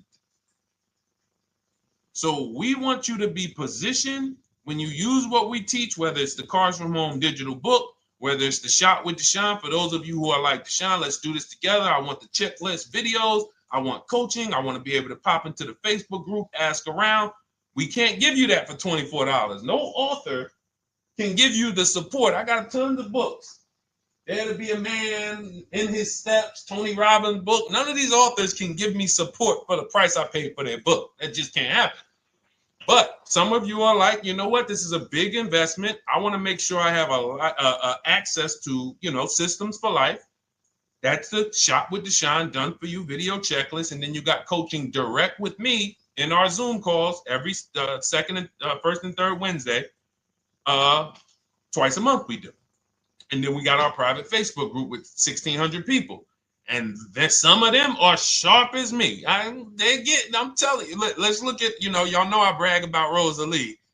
If you like Rosalie, if girl got 4 cars in within a year, you know. Her first car was the Infinity. She got her Infinity truck. And I was sharing her a lot last year when she got her Infinity QX60, but she recently shared that she got 3 vehicles. And hold on, where is she at? I just had her up. So this is the people that's in the group. Like, look, 3 vehicles. Big shout out to Deshone the Auto Advisor for making these incredible deals happen. 3 new leases for my sons with only first month's payment down. She got a Nissan Rogue, almost $37,000 vehicle, $399 a month, no money down. Mazda CX-30 Sport, $28,000 vehicle, $28,300, $339 a month. That's a 1.2% lease. And she got a Mazda CX-50 Premium Plus, $40,400 vehicle, $420 a month. 2 1% leases and a 1.2% lease. And the cherry on top, she says, I sold 2 leases. Some of you don't even know you could sell a lease. She said, I sold 2 leases. She had equity. Now, not every lease has equity. But if 8 out of 10 leases don't have equity, then 2 out of 10 do. So if you've just been dropping your leases off at the dealership, hey, here's my old lease. Let me get the new one. Hey, here's my old lease. And you have not assessed the equity. Could there be equity in it? Imagine how much money you've left on the table. Imagine how much, wow, I didn't even know you could sell leases. She sold 2 leases, 2 2021 Elantras, walked away with $6,737 in equity. Deshone, I could not have done this without you. Your program is a game changer. So this is what we want. We want empowered car shoppers. We want people who are not intimidated. I don't care what this market does, whether I need a new car, used car, whether I got bad credit, whether I'm a high mileage driver, it does not matter. We have strategies to make sure you are going to win in this market or any market. Does not matter. Okay? So, for those of you who don't know, the whole show was sponsored by my new digital book. It's called Cars from Home, 7 Steps to Saving Time, Money, and Avoiding Dealerships. It's 5-star rated. Thank you to everyone who's rated it, reviewed it. It has everything we teach in a step-by-step format. It's normally $97, but as part of our welcome offer, you can get yours for $24 in my TikTok bio, in my Instagram bio. Click that website. It's the carsfromhometoolkit.com. Or we have a link for you guys in the YouTube comments, in the Facebook comments, and you just click the $24 welcome offer, good for 30 minutes. And for those of you who have different learning styles, or if you just want some free advice, we have some links in there for you as well. Whether you are a do-it-yourself type, whether you are do-it-with-me type Deshone, or whether Deshone, I think I qualify for that done-for-you shopping, where I can relax at home and you guys go do that work. Or like I said, you want the free advice, just start with our cheat sheets and you can go from there. Whatever is right for you, you get it done. We just want to move you from anxiety, from, oh, I don't know what to say, from watching people online who call dealers and negotiate. Hey, take off $5,000 so I can have a viral video. And now you're talking to an 80% dealer. So the 80% dealer has the $5,000 to take off. So you look like, hey, yeah, see, I just got them to take off $5,000. We don't negotiate with dealers with fake fees. Like there's a saying, we don't negotiate with terrorists. Cars from home, we don't negotiate with dealers with fake fees. None of that stuff matters. Because what you want us to think is, look, see, I took off all of this money. Don't you want to buy the car now? But you took off the fake money. Had we been talking to a 20% dealer, what money are they taking off? The real money. The real money. So if we have two dealers, well, let's say 8, because y'all know I use the 80%. So the 80% are over here. The 20% are this small group over here that we got to find. Now, the 80% are starting so high that when they take off all the money, it's fake money. We marked up our cars. We got platinum kits on them. We got the Hertz service plans on them, and the Simonized kit and the low, all of that stuff. Okay, so yeah, we done took off 5,000 for you, but 4,000 of it was fake. Meanwhile, this 20%, they don't have the fake. So when they take off 4,000, it's real 4,000. And we over here talking to these people. Hey, take off all that fake money. See, guys, you can do this too. So listen, we bidding is the way to go. You cannot negotiate your way to a below market deal, but you can get bids and it will make your life easier. You'll start to enjoy your car shopping. You'll start to feel like you're empowered. You're the prize. Someone won your business. They won your loan. They won the opportunity to buy your car. You are the prize. So that's what it's about. So we are here Monday through Thursday, 12 noon. Make sure you meet us live or tell your friends and family who are shopping, hey, hop on this show. We're live on TikTok, Instagram, Facebook, and YouTube. But we will broadcast the show for the rest of the day. So those who want to catch up on some things that you may have missed, or if you just jumped on and you're like, whoa, man, I missed a lot. We'll rebroadcast this show for the rest of the day.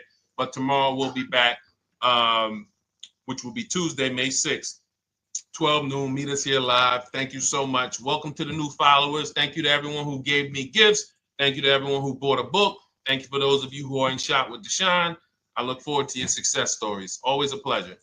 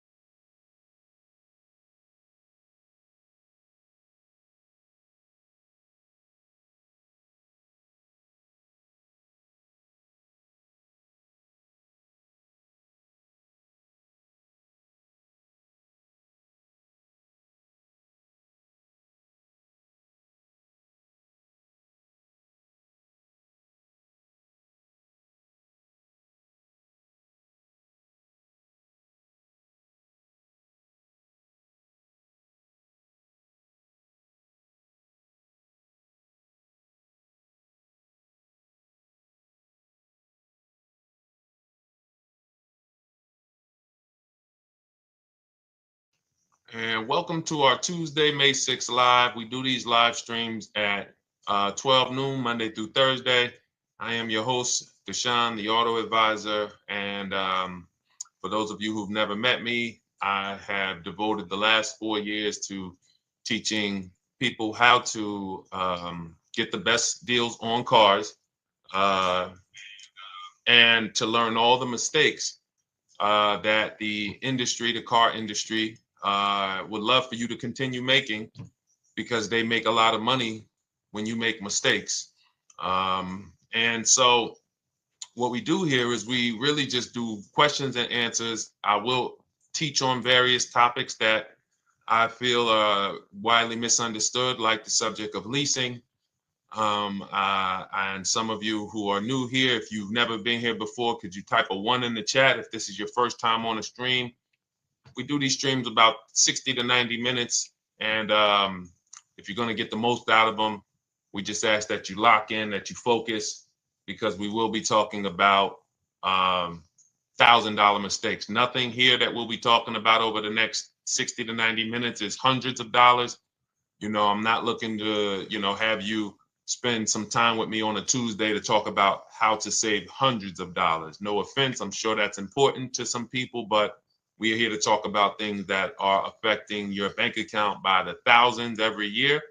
And so if you got some time, I would love for you to hit the like button, like wherever you are, and let's just tap in. You can start to type your questions. This whole stream is sponsored by my new digital book. It's called Cars from Home, 7 Steps to Saving Time, Money, and Avoiding Dealerships. It's a digital book. It's 5-star rated. Thank you to everyone who's rated the book and reviewed it. And it's normally $97, but for the next 30 minutes while you're watching, you can grab your copy for 75% off. That's our welcome offer. We always like to reward people for taking action. So you can get your copy for $24 instead of $97. And you can just head to my TikTok bio. You won't leave the show, my Instagram bio, the Facebook comments, or the YouTube comments, and use that link to get your welcome offer, and you'll have everything we teach. So as we go through this for the next 60 to 90 minutes, if you're like, whoa, Deshone, this is a lot. Wow, this is a lot. You can grab the book and make sure you have everything that I teach and everything in a step-by-step format. Okay? So I have my man Dolan moderating. Good afternoon. Thank you, Johnny Miller. Good to see you, Lil G. Again, guys, we are live. This is our Tuesday, May 6th live. We're live every Monday through Thursday at 12 noon.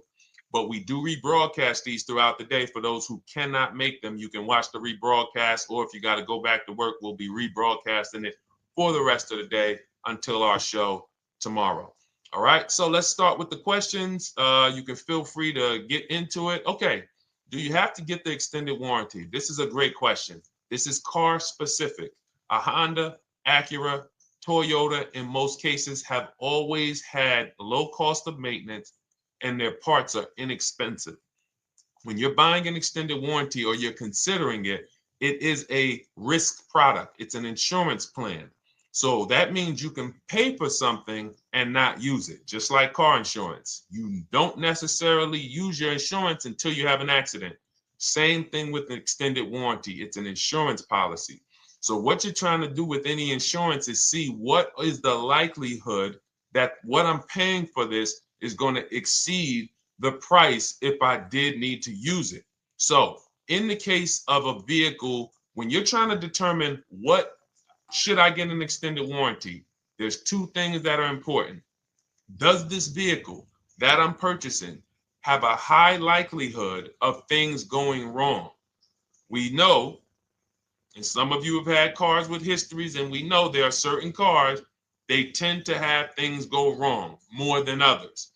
And what I like to do is go right to Google and type in repair cost, because this is the second item that we are looking at. We're looking at average repair cost. So if you're buying a 2010, a 2015 Nissan Altima, 2018, Hyundai Sonata, you go right to Google, you type in 2018 Hyundai Sonata average repair cost.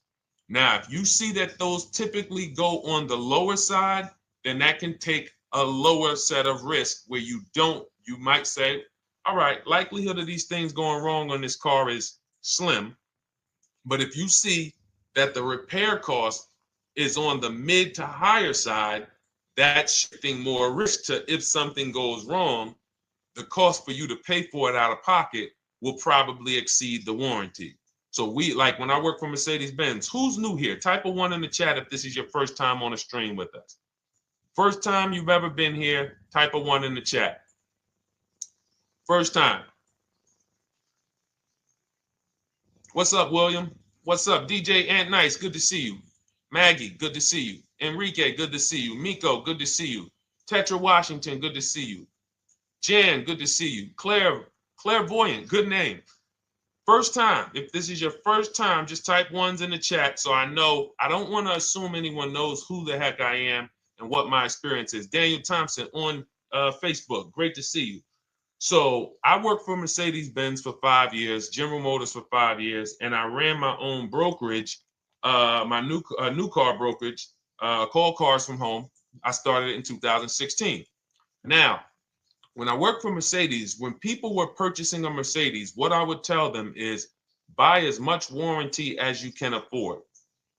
Buy as much warranty as you can afford, because I knew that when something breaks on a Mercedes, nothing's under $1,000, and typically it's $2,000-$3,000. So a $4,000 warranty on a Mercedes Benz is usually worth every dime. But at the same time, we have cars that, again, less likely for things to go wrong. And then when things go wrong, if they go wrong, they can typically be repaired inexpensively. Good to see you, Arms Reach. Welcome on Instagram. Shout out to the people checking in live. Great to see you all. So that's how you're measuring extended warranties. You don't want to get an extended warranty on a vehicle that has a low cost of repair and a low likelihood of things going wrong. You can then take your money, put a little bit to the side, have a little emergency fund, that same $3,500 that you would have put into the warranty, or $2,500, you put that to the side over the course of a year, 2 years, put $100 a month to the side, and then have that be your cushion just in case things go wrong. It's better for you to have that money in your bank account, and if things go wrong, you take it to your mechanic. You must have a local mechanic. You guys know I swear by local mechanics on cars that don't have warranties. Even if you have a Mercedes-Benz, a BMW, an Audi, something that is typically harder to work on and takes more of a specialized engineer, there are still plenty of places that have those. I mean, there's shops where they used to be Mercedes-Benz techs. Now they have their own shops. This is who you want, because their cost, their labor is going to be probably 1/3 of what a dealership is going to be. So these are the resources that, again, keep more money in our pocket while getting us the same level of service and experience. Okay, great question. Welcome, Uncle Nene. Good to see you. Uncle Nene. All right, listen. Nicole, good to see you. All right, Dolan, you can pull up the next question. Feel free to start typing your questions. And as we get more questions in, we'll try to get to all of them. You guys know we're not always able to, but we do try to get to all of them. How do I shop around for the best lease deal without affecting my credit? Well, first of all, you're talking to someone who's, just so you know, I've taught thousands of people to lease. I've gotten 7 leases. Now, when we look at what we are doing with a lease, first, we have to consider how we want the information presented to us. We are not letting dealers tell us how they're going to quote us. We are telling the dealers how to quote us. So we are going to have all our quotes. Thank you to everybody hitting the like button. I see you. I appreciate you. And shout out to the sharers. As I see people who share, I always like to give the shout outs to the people who share this broadcast with their friends and their family. And thank you to everyone who's giving gifts on TikTok and Instagram. Appreciate you all. So what we are doing when we're telling a dealership, you give us a quote with first month's payment only out of pocket, 12,000 miles per year, and put all the taxes and fees into the payment, assume tier 1. So we are presenting it now in my book and in my Shop with Deshone programs, my video checklist. I have all the templates.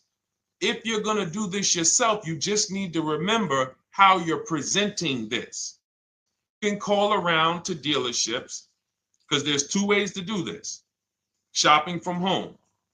Cars from Home is about showing you guys, and I'm going to be showing you guys a ton of payments. And listen, I don't want you to feel bad, because some of you are going to see that you've left a lot of money on the table. Part of what I have to do here, and I've been doing it for 3-4 years now, is I have to tell you the bad news. For 3 years, I did a masterclass called Everything You're Doing Wrong Buying, Selling, and Leasing Cars. We put probably over 15,000 people through that masterclass.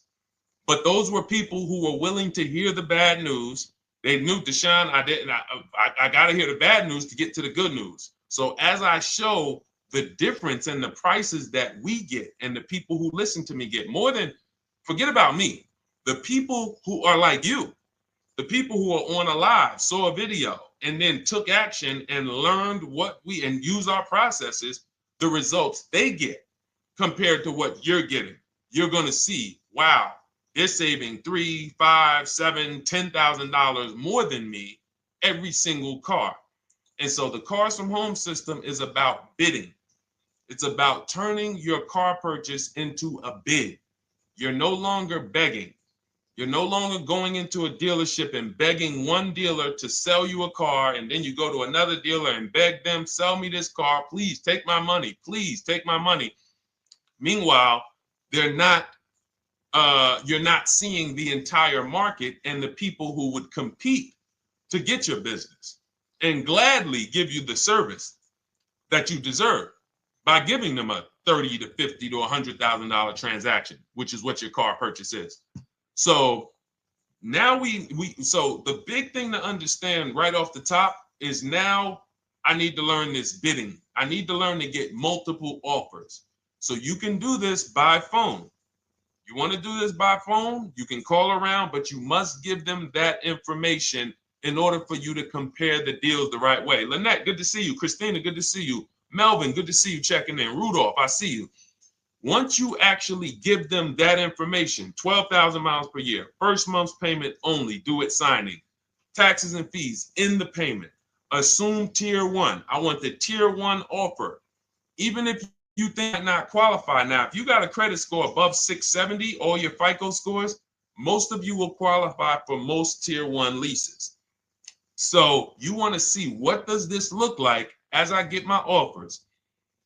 Once you get your offers in this format, you can use the 1% rule as the gauge. The 1% rule is been around for more than 20 years. Everyone who leases and who's savvy, we understood if your lease payment is 1% of the MSRP or less, you stole the car. That includes taxes, that includes fees. You're still in the car. So example, we're looking at a $30,000 car, Hyundai Sonata or a Hyundai Elantra, $30,000 car. When we shop all our offers, if that lease payment is $300 per month, with only $300 due at signing. In other words, I show up, here's $300. Good to see you, GDTV. Thank you for checking in on YouTube. Once I give you that $300, that's my payment for the next 35 months. So that's a very, very low percentage of the car you're paying. It's a 1% rule. Now, in order to get a 1% lease, you need a great lease program, which means the bank has to be supporting the car, rebates, incentives, and then you need the biggest discount, the dealer who's going to give you the biggest discount. Now, one of those we can control. One of them we can't. Which one can't we control? And for those of you who are new here, we don't play around here. But my people who are moving, and again, I'll show you, like a lot of people, we got a lot of people who've been following us, using our processes. They're locked in. They're not casually on a live here. We're not casually here talking. They are locked in. Like, boom, okay, I hear you. They're answering, they're typing, they're not, vacuuming in the kitchen and trying to hear. You can't do. We're talking about your second most expensive purchase of your life. It's going to be, you got to lock in. You got to challenge yourself to block out the distractions while we're on this stream, because this is your money. And if you don't take your money seriously, the car salesman will take your money seriously. Oh, I like that. Praise the Lord. God is good. You don't take your money seriously, the car salesman will take your money seriously. Man. So, all right, now somebody remind me the question I asked. I got so happy about that little catchphrase that I forgot who we were. So I know we were discussing, okay, we're talking about the 1% rule. So now, one of the things we can't control is the bank. We don't know what the lease payment, what the lease program is on a car. So when we shop cars, we are going to now look at multiple offers, and here's what you're going to see. Now, I'm going to show you an example of how we know or how we expose where the dealers are concerning pricing. Now, you can't see this on TikTok, but on YouTube, Instagram, Facebook, you guys can see this. I'm going to tell you guys about it. YouTube just doesn't let us do the same type of stream. But this is a particular Infiniti that we shop for. We have offers ranging, this is a $61,000 vehicle. We have offers ranging from $680 per month, which is a 1.1% lease. So a $61,000 car, $680 per month, that's 1.1%. We divide the monthly payment into the MSRP. Now, we can see here that there are some offers already from dealers that are almost $900, $889 per month. $889 per month, $873 per month. So now when we look and we say, whoa, how can we have two, like we have all these dealers have the exact same car, yet one of them is $200 per month higher than another dealer. Exactly. We call them the 80%. The 80%, even after back and forth, even after, hey, we'll take off some money. All right, we'll drop the payment $50 a month. Their offer is still so high. It's a horrible deal. Now, why would they offer this? And this is consistent. So I don't want y'all thinking, well, the dealers that I walk into, they're different, Deshone. They take off more money. It does not matter what you think. If you don't have the market reports, if you don't know how to get multiple offers so that you can see, we do this all around the country. We have students all around the country in Cars from Home. We have people we shop for. We have over 13,000 books sold now. Like, we have lots of data to prove this. 80% of dealers are going to be overpriced. This is another particular deal on a Toyota, a market report. And you guys can see that the out-the-door prices here, list price, $32,000. Out the door price with taxes and fees, $38,000. That means that dealer is charging all types of fees on top of their price. The $39,000 MSRP. Look at line number 3. $39,000. Out the door price is $41,000. We can see $39,000 out the door includes taxes, includes all the fees. So we can see that these out the door prices in the left, in the right column, are way higher than the MSRP, $35,798. Out the door price is $39,700. But look at the green. Look at the green. This is what we call, we found the dealer at this time who wanted to win the bid. They wanted to win the bid. They needed the car sold.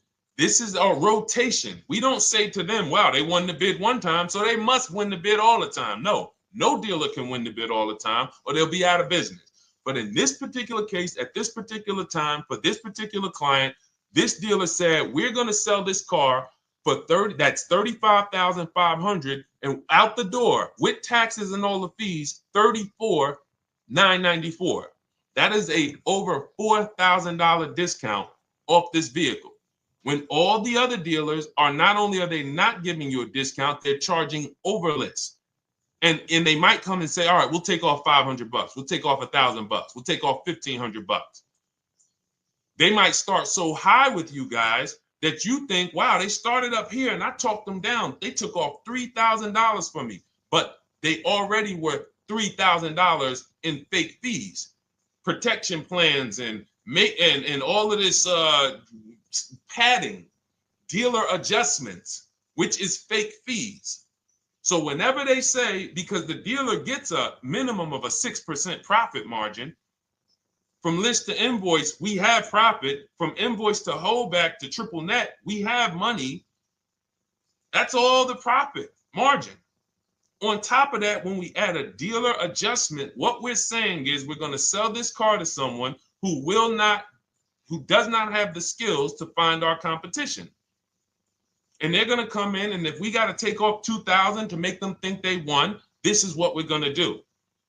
But what we do here, what people like Brian is going to do, look, just finalize my first ever lease using your system, 2025 Honda HRV, $30,000 vehicle, $395 a month payment. no money down. His initial quote was $434. He ended up using our calculator, which we have in our book and in our program. If we put all our offers into that calculator, it tells us what to counter. He gets that offer for $395. That's his deal. We look at somebody like Wendell. Look, thank you. It's the least I can say for your book, Cars from Home. We're still in the middle of the process. Just sold our car today, like 10 minutes ago, for 30% above value. Why? Because he got bids. Look, using the insights from your book. I've read the book multiple times and told many people about it because it's that good. It's so intuitive and insightful. We'll be moving to the next step soon, and I'll write again. So now you heard him say we're moving to the next step soon. Step 2 in my book is the equity assessment. That's when we get bids for the car we have. We get bids. You're going to go to, listen, you should never be trading your cars in. Let me ask you all a question. Do we get the most money for you name me one thing that we get the most money for that thing trading it. Name me one thing. If I had this iPhone, do I get more money trading that iPhone in for another phone, or do I get more money listing it online and selling it to whoever will pay the most? Trading or selling? Let's go. Who's locked in? Tax advantages are very small. I understand you, Ronald, but the tax advantages, we have people that are selling their cars to cash buyers for $3 to $5 grand more than what they can get on trade. A tax value, a tax advantage for the difference is not, it's minimal. Exactly. Thank you, King Carter. You listed. So the money is in the bids and the competition. So going back to this person who asked the question, how do I get the best deal on a lease? It's going to be through multiple offers. That's my 2 favorite words. I would wear them on a shirt if I didn't wear unlearn, relearn. Because more than multiple offers, I need you to unlearn. Because the people who come with bad information from years, Deshone, this is not how my uncle taught me to buy cars. Deshone, this is not how I ever heard about getting cars. I was always taught just go in and just don't tell them about your trade and then ask to see the invoice and all of this stuff. That's what I was taught. Yeah, but you're not going to get the prices we're getting until you unlearn all of that bad information. Bidding is how we buy everything. When we go into the supermarket to get spaghetti sauce, all of those companies are bidding. They're bidding. Hey, listen, we'll sell you this for $3.99. Hey, we'll sell you this for $5.29. But we got a better product. We got quality. Look at us. Look, it's all bids. Everyone who wants to sell us something is competing, except car dealers. Y'all notice that? So the mindset that y'all got to have if y'all want to really win and save all of this money and get these huge discounts is I'm going to start purchasing and leasing cars like I buy other things. It's going to be a competition. And I promise you, your whole life is going to change. Your entire car buying experience will change forever. You will be sitting here just like my man Ken, graduated, $585 a month payment, no money down on his Nissan Murano Platinum, $50,000 vehicle. He's paying $585, no money down. $50,000 vehicle. How much would a $50,000 vehicle cost us on a loan if he purchased it? How much would a $50,000? Some of you know every $5,000 is how much per month. Let me see who's locked in. Who's locked in? Every $5,000 is how much per month on a loan. I see you, Daniel Thompson. Check in. Good to see you, Dane. Thank you for breaking it down with complete truth. Keeping eyes wide open to know what to exactly expect. There you go, Dane. Welcome. Glad to have you here. We do not play around when it comes to this. All I want you doing is winning with cars, in love with your deals every time you get a car. All right, nobody knows the 5,000. How much is every $5,000 on a car payment? Come on, y'all. These are principles we've been teaching. Thank you, Daniel. $100. Thank you. $100. So we always want to default to a 5-year loan. I'm going to tell you why. when you default to a 5-year loan, you're in a safe position. Now, defaulting to a 5-year loan means when I look at a $20,000 car, I'm thinking $400 per month. 5-year loan, every $5,000 is $100 per month. If worst case scenario, I'm trying to get a little bit more car, then I'll go to a 6-year loan, but that's the max. I'm not going past a 6-year loan on a car. That's like going to a 40-year mortgage on a house. They're available. It's not a good idea. So when we look at these, you say to yourself, wow, a $50,000 car, that should cost him, if he did no, remember, this is a no money down deal. We're just looking at how much money we're putting in these cars. That car would cost him about $1,000 a month if he purchased it, 5-year loan, no money down. Which is why when people purchase their cars, what do they typically do? Come up with a ton of money, 10 grand, 15 grand, 20 grand, because they're going to pay into that car to try to lower that payment, because that payment. But some of us who don't have the down payment, we're financing most or all of the car. But here's the thing. I don't want you to feel bad if you're one of those people who's like, Deshone, I really don't be having those down payments of 10 grand, 15 grand, but I want to drive something quality. Exactly, I hear you. Here's the bad part about the people who are putting 15 grand down on their cars, but they're breaking the 8-year rule. This is what we call in Cars from Home and everything I teach, the most important question is how many years are you going to keep this next car? If it's not 8, then we don't purchase those cars, because here's what happens with people who go into their bank account, slap $15,000 down in a car, and don't keep the cars 8 years. And if anybody's willing to be honest, they will confirm this right here on the stream. When they go to replace that car in 3 years or 4 years, they literally have a little bit of equity. Maybe they're just breaking even. They're not getting that 15 grand back. It's gone. It's gone. Anyone who puts 10 grand down on a car and then comes back in 3 years, 4 years, all right, I had the car 4 years, 5, listen, I'm going to switch this thing up. They still have a payment. They are barely breaking even.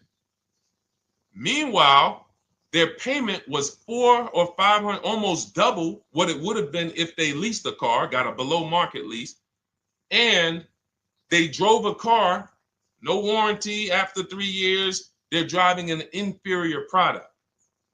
So if it sounds like I'm here to destroy people from purchasing who are not keeping their cars long term, that is the goal. Because as long as you are buying cars that you're not keeping 8 years and you buy them, you turn around and you replace them, you are going to continue to spend way more money than people getting below market leases like Ken and like a lot of other people I'm going to show you on the stream. Lots of other people. Look, dealer American Senior Benefits Plan. He's enrolled with us under his company name. Dealer MSRP on this car was $36,300. 2025 Kia Sport X line. MSR boom 561. Monthly payment is $400. Use the system back and forth. Got $400 a month on a 2025 $36,000 car. Once we put our taxes and fees in that would be a $700+ payment. $700 payment. He's paying $400. And y'all wonder why people are losing cars. $300 more per month to drive the same car? It's ridiculous.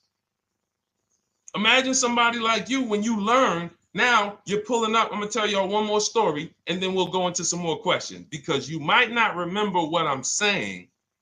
So those of you who have the book, you got this for the rest of your life. But you will remember, hopefully, a story. I'll tell you about my neighbor. So my neighbor finds out that I'm into this car business and that I educate. And he said, hey, Deshone, I was watching some of your videos and I come across this 8-year rule that you teach. And his wife had actually had a Kia Telluride. Popular vehicles, probably been one of the most popular SUVs, that the Palisade, since 2007, 2019. Super popular vehicles. People were charging $5,000 over sticker for them during the pandemic. People were paying it. We were getting them at discounts. Now, his wife totals the truck. She has an accident, totals the truck. She's fine. Truck is totaled. He was financing it. He said, Deshone, I see this 8-year rule thing, man, and I don't keep my cars 8 years. I said, okay. He said, so I'm thinking I should, like, you're saying I should be shopping for a lease on my next one. I said, exactly. I said, make sure you get multiple offers, because if you just walk in and say, hey, work me up a lease, they'll give you the same payment you had on the purchase. And then they'll tell you something ridiculous that they want you to believe, like, hey, the lease is the same price as the purchase, so you might as well just purchase it. And people believe this stuff. Now, I said, you get multiple offers, stay at home. He calls me, he says, Deshone, I got the new version of the Telluride, new. I'm paying $479 a month. He's $497, and then he said, I think he put down like $1,000, bring it down to $479. $497. He was just paying $800. Do you think anyone can tell him anything about leasing? He's pulling up in the same exact truck. In fact, the newer version. He knows he wasn't going to keep the car long term anyway. He's not going to pay it off and then keep the car and have a paid off Kia Telluride for 10 years. That's not what he does. He keeps them 3 years, 5 years, 7 years, and then he replaces them. So why is he paying $800 a month for years, no warranty, when he could be driving brand new ones for $497 a month, problem free? But as I said, some people are determined to pay more. But the people who, once you get this leasing thing, if you're not keeping your cars, it will change your life. Now, again, I got a car I'm purchasing, we're keeping it. Anything you are buying, keeping 8 years, forget about leasing. It shouldn't be a thing. Who keeps their cars more than 8 years? Let us know. You're an 8+ year person, let us know. In fact, I don't even want to ask, who has a car right now that they've had more than 8 years?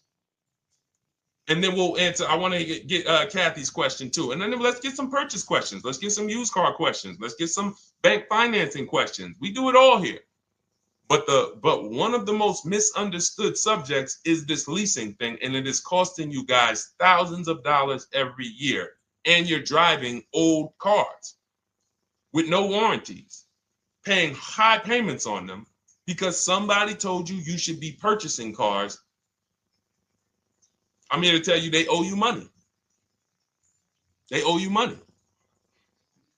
All right?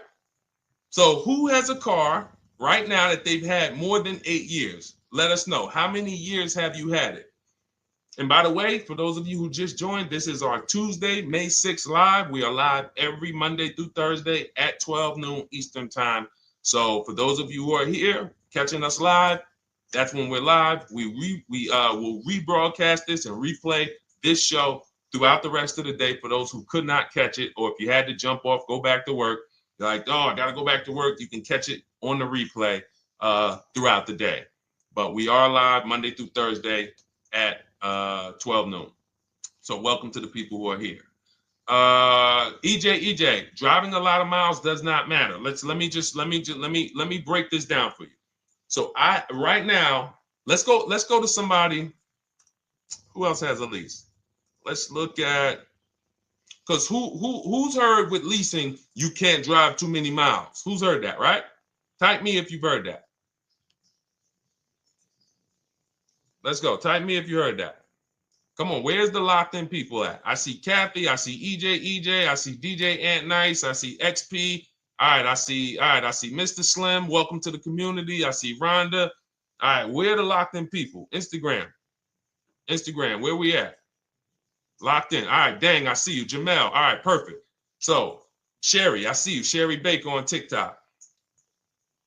So you've heard, oh, you can't drive a lot of miles with a lease. Let's be clear here. You choose the mileage on your lease. It's not selected for you. In fact, the only time it is selected for you is if you don't realize you choose it. That's the only time they're going to choose your mileage for you. If you go in and you do something like, hey, work me up a lease deal, they're probably going to work you up a 10,000 mile a year lease deal. And they're probably going to say, hey, you need $3,000 down, and this is going to be your payment. And next thing you know, it's a high lease, and it's just terrible. Happens all the time. We tell people how to quote us. First payment due at signing, taxes and fees in the payment. So now let's look at a lease, and let me show you what it would look like. So this is Val Boss Lady. She's in our Shop with Deshone program. Everything that you guys know that we're talking about here, if you're like, hey, I really, really want to go deeper, I want the step-by-step, the blueprint, that's my digital book, Cars from Home, 7 Steps to Saving Time, Money, and Avoiding Dealerships. Normally $97. You get a welcome offer. It's 30 minutes because I want to see you win, and you get 75% off for 30 minutes. If you go to my TikTok bio, Instagram bio, YouTube comments, Facebook comments, click those links, and then click that one that says $24 welcome offer. 30 minutes only, reward for taking action. You have everything we teach, the low market leases, the low market purchases, used cars, bank bidding war, making banks and credit unions bid, all of that, $24. You can, somebody emailed me yesterday, said, I'm $15,000 up with what I've learned from you already. And so if you can get it for $24, you can save tons of money for the rest of your life on a $24 investment. In this case, Val's in our, she's more of a wants to do it with me type. Videos, checklist, she doesn't want to read. That's our Shop with Deshone, do it with me program. I coach people. And so she gets a deal on this particular car. Same information, by the way. Not better information here than the book. It's just different learning styles. So she gets a $51,000 electric vehicle, 2025, beautiful vehicle. She's paying 1.16. So her payment on this car, on this $51,000 car, let's continue to make sure we understand the price of these cars. $51,000 car, her payment is $591. No money down.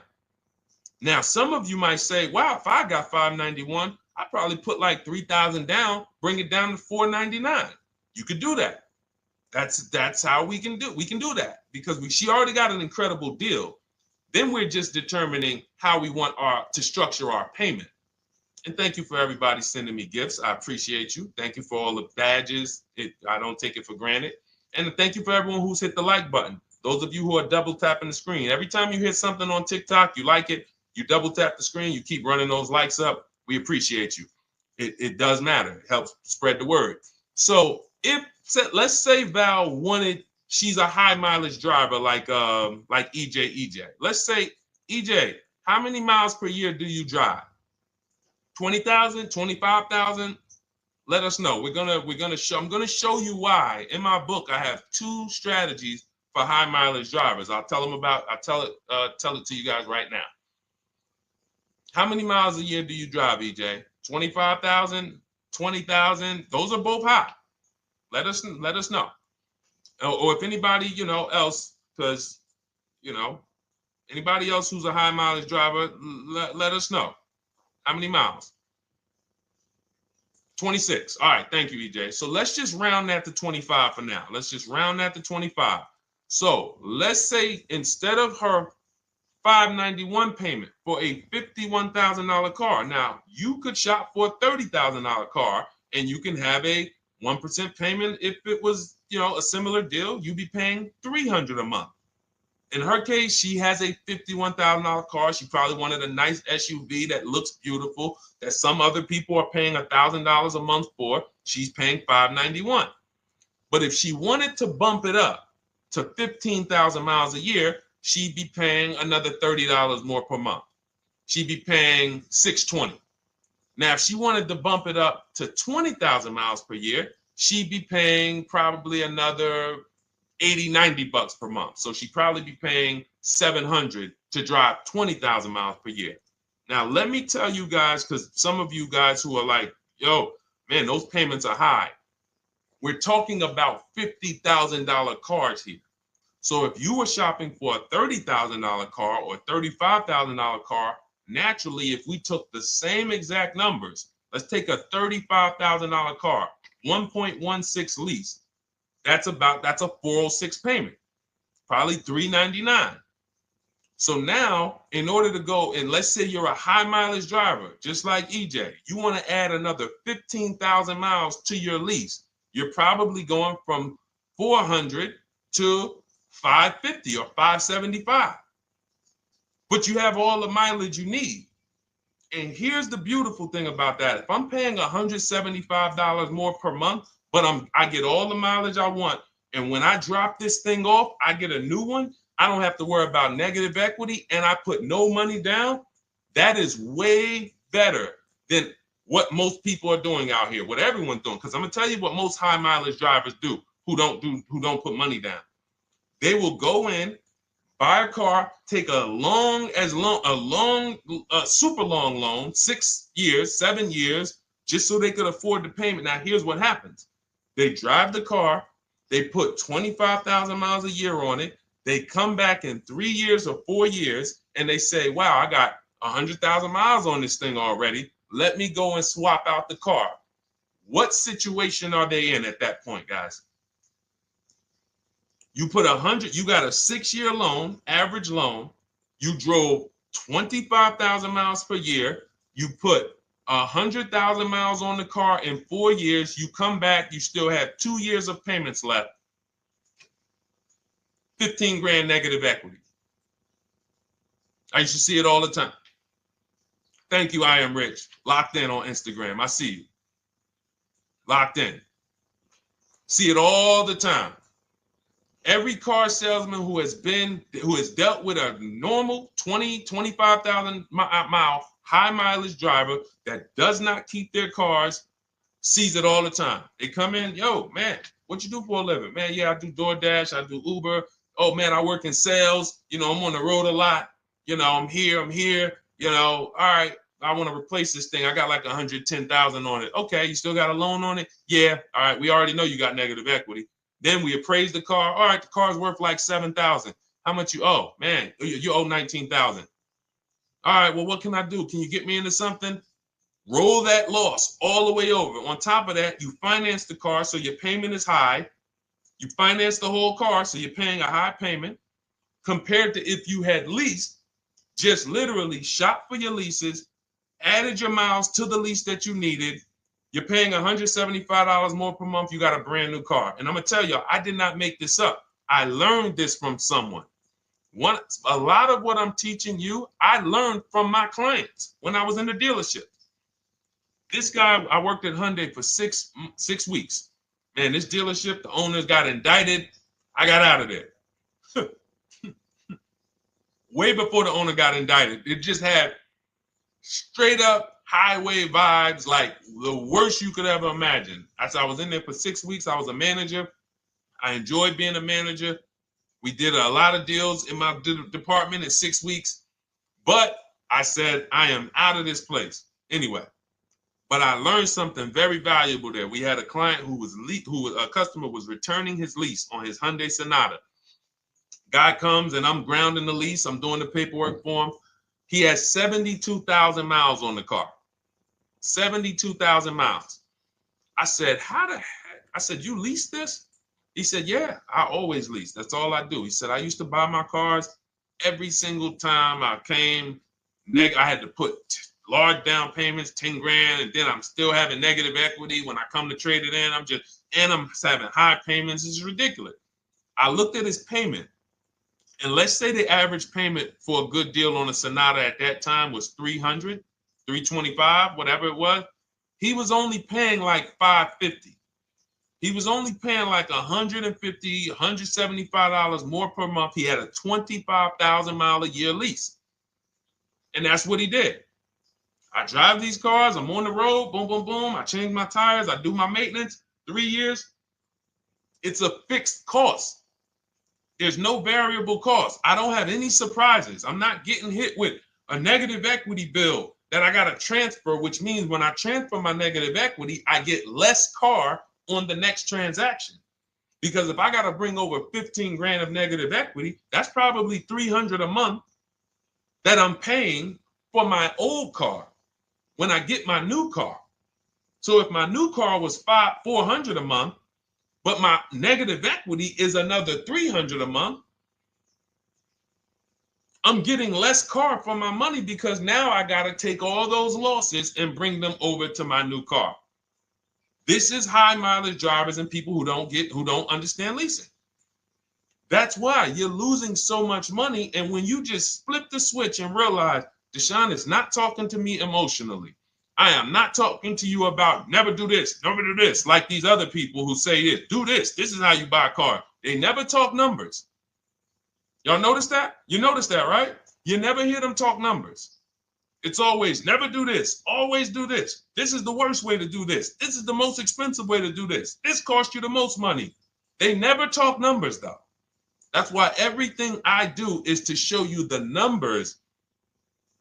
Thousands of transactions since 2006 in the car business, helping people the last 4 years all around the country. This is the numbers that they might not understand. So if you're not keeping your car 8 years, it does not matter if you drive 20,000 miles a year, 25,000. You should be looking at a high mileage lease. Or my second strategy for high mileage drivers is this, because some of you want a nice car. This is for my people who you're like, man, Deshone, I'm on the road. I got my car that I do my work in. I kind of, slep it around. I don't really want to lease something and then put, that wear on it. I got stuff. I'm throwing bags in the back, whatever it may be. There's a strategy we created called 2 cars, 1 payment. And what will happen is your first car will be a purchase. And if you have an existing car, you're going to keep that. So let's say you have a car now, you're driving a lot of miles, you're doing your 25,000 miles a year. You pay that car off. You keep that car, and then you go and you lease you something nice, regular mileage. So you might get a 12,000 mile a year lease, and then you drive 12,000 in your mileage car, 12,000 on your nice car. Because some people are like, I want a car that I could, when I need to go somewhere nice, this is what I want to drive. When I'm with my family, this is what I want to drive. But when I go to work 5 days a week, I'm going to drive my mileage car, 3 or 4 of those days, and then I'll take the lease maybe 1 of those days, and I'm splitting the mileage. You still have 1 payment. It's low. And then every couple years, you replace the mileage car or you replace the lease car, and depending on when the lease is up. But you want to keep that, and that mileage car should be something that will last. Ideally, something that you can get 200, 300,000 miles a year out of that car. Because that's what that car is there for. Man, I'm hopping in this thing, man. Oh, transmission went out at 170,000 miles. Go get you a rebuilt transmission. Boom, boom, drop it in there for $2 grand. Get another 80,000 miles out of that car, but you still got your lease car, and you're just splitting the mileage. Both of those are short-term strategies for high mileage drivers. That is not for long-term people. If you're a long-term person, I keep my cars 8+ years. Forget about leasing.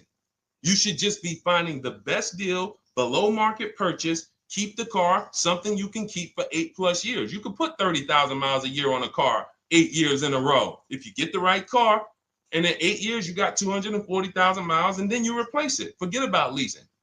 This is only for you guys not keeping your cars 8 years. You're getting killed on depreciation. You're paying tons of money.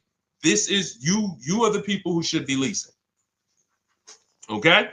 So everything we're talking about this is the Cars from Home system. We teach this. I'm not freestyling this. This is in my book, digital book, Cars from Home, 7 Steps to Saving Time, Money, and Avoiding Dealerships. We have two strategies for high mileage short-term drivers, 1 strategy for high mileage long-term drivers. And so if you want your copy, you can get it for 75% off. That's our welcome offer to you. As a 30 minutes. Welcome. Thanks for being here. I want to reward you. If you want everything we teach in a step-by-step way, go grab your digital copy. It's in my TikTok bio. It's in my Instagram bio. Click those links. We also got a link in the YouTube comments and the Facebook comments. Grab your copy and make sure as soon as you purchase, screenshot the thank you page. You're going to see thank you for your purchase. screenshot this page because it has my support team's email on there. And then there's a link for you to open the book right there. You can save it right to your computer or right to your phone. Okay, but and we also have a special for those of you who are like Deshone. What about that, video checklist and coaching program? That's lifetime access to my video checklist. You're like, maybe Deshone, I don't really read. I like step-by-step videos. And also, I want to be in your Facebook group. We have 1,600 people before you that are in that group, 2,300 people that are shopping with us that have a lifetime access to our video checklist. We have a $200 special for that welcome offer. And so I'm always about rewarding people for taking action with a special offer. It's limited time though, and so get in where you fit in. All right, let's keep it going. Thank you, Corey. Said amazing knowledge. Thank you. And I'm glad I saw somebody said that's a great idea with the 2 cars. Thank you. It's a great idea. All right. You've convinced me to lease my next vehicle. Awesome. Awesome. Does your service shop for lease terms on the car? Absolutely. If you qualify for done for you, that means you just want to relax. That means we only shop for new cars and leases for people, new purchases and leases. And you have to have a FICO score over 670. But yes, here is a market report that we prepared for a client. Let me put on do not disturb. Here's a market report we prepared for a client. Okay, so I showed you that that's an affinity. We didn't even finish that. We had just started for this client. But this is, do I have one here? No. Do I have a lease market report here? Yeah, right here. So that's an example of what a Kia, this is a particular Kia lease where their best offer was a 1.27 offer. Now, here's how you know you found the bottom of the market. And again, whether you're using the book or whether you're calling around, again, you can call around to do this. The key is not going into dealerships. You cannot do this going in. Once you get your offers, you know you found the bottom when your best offer is between $150 to $200 less per month than your worst offer. And if you're purchasing, you should see a spread of between $3,000 and $5,000 minimum between your best offer and your worst offer. That's when you know you've shopped correctly. Because until you find the 80% dealers, you have not shopped correctly. If you're like Deshone, these prices still seem close. You have not found, you're talking to the 80%. You haven't found the 20% yet. Because the 20% is going to be that $3,000 to $5,000 less than the 80%. That is just the numbers. That's the way it works. So yes, so when some cars you're going to see that the lease program won't allow for a 1.1% lease. The best offer, like we've shopped Hyundai Palisades for years, and I got my dad one back in November, and his best offer is like around 1.3, 1.28. That's the best I've ever seen on a Palisade. I've never seen a 1.1 on a Palisade. I've had people in our Charles, some of you know, I posted pictures of him when he got his Palisade last year. We clear out the old pictures because we got a bunch of new people with 2025. So we're not going to sit here and talk about 2024s anymore. We got Ken, we got Melissa, we got Sheree, we got a bunch of new people, just Ralph. We're not going to, but I do remember posting Charles who got his Palisade and he's like, he shopped, used the system, got his multiple offers. Best deal was 1.3. So that's where it comes in at because of the lease program. That dealer is already taken off to win the bid, probably taking off $5-6 grand. But if they don't have more rebates and more incentives and a better, then it's not going to lead to a 1% lease. So the 1% leases come from major incentives. Maybe sometimes they have too many of the vehicles. They want to move them. Lots of bank support.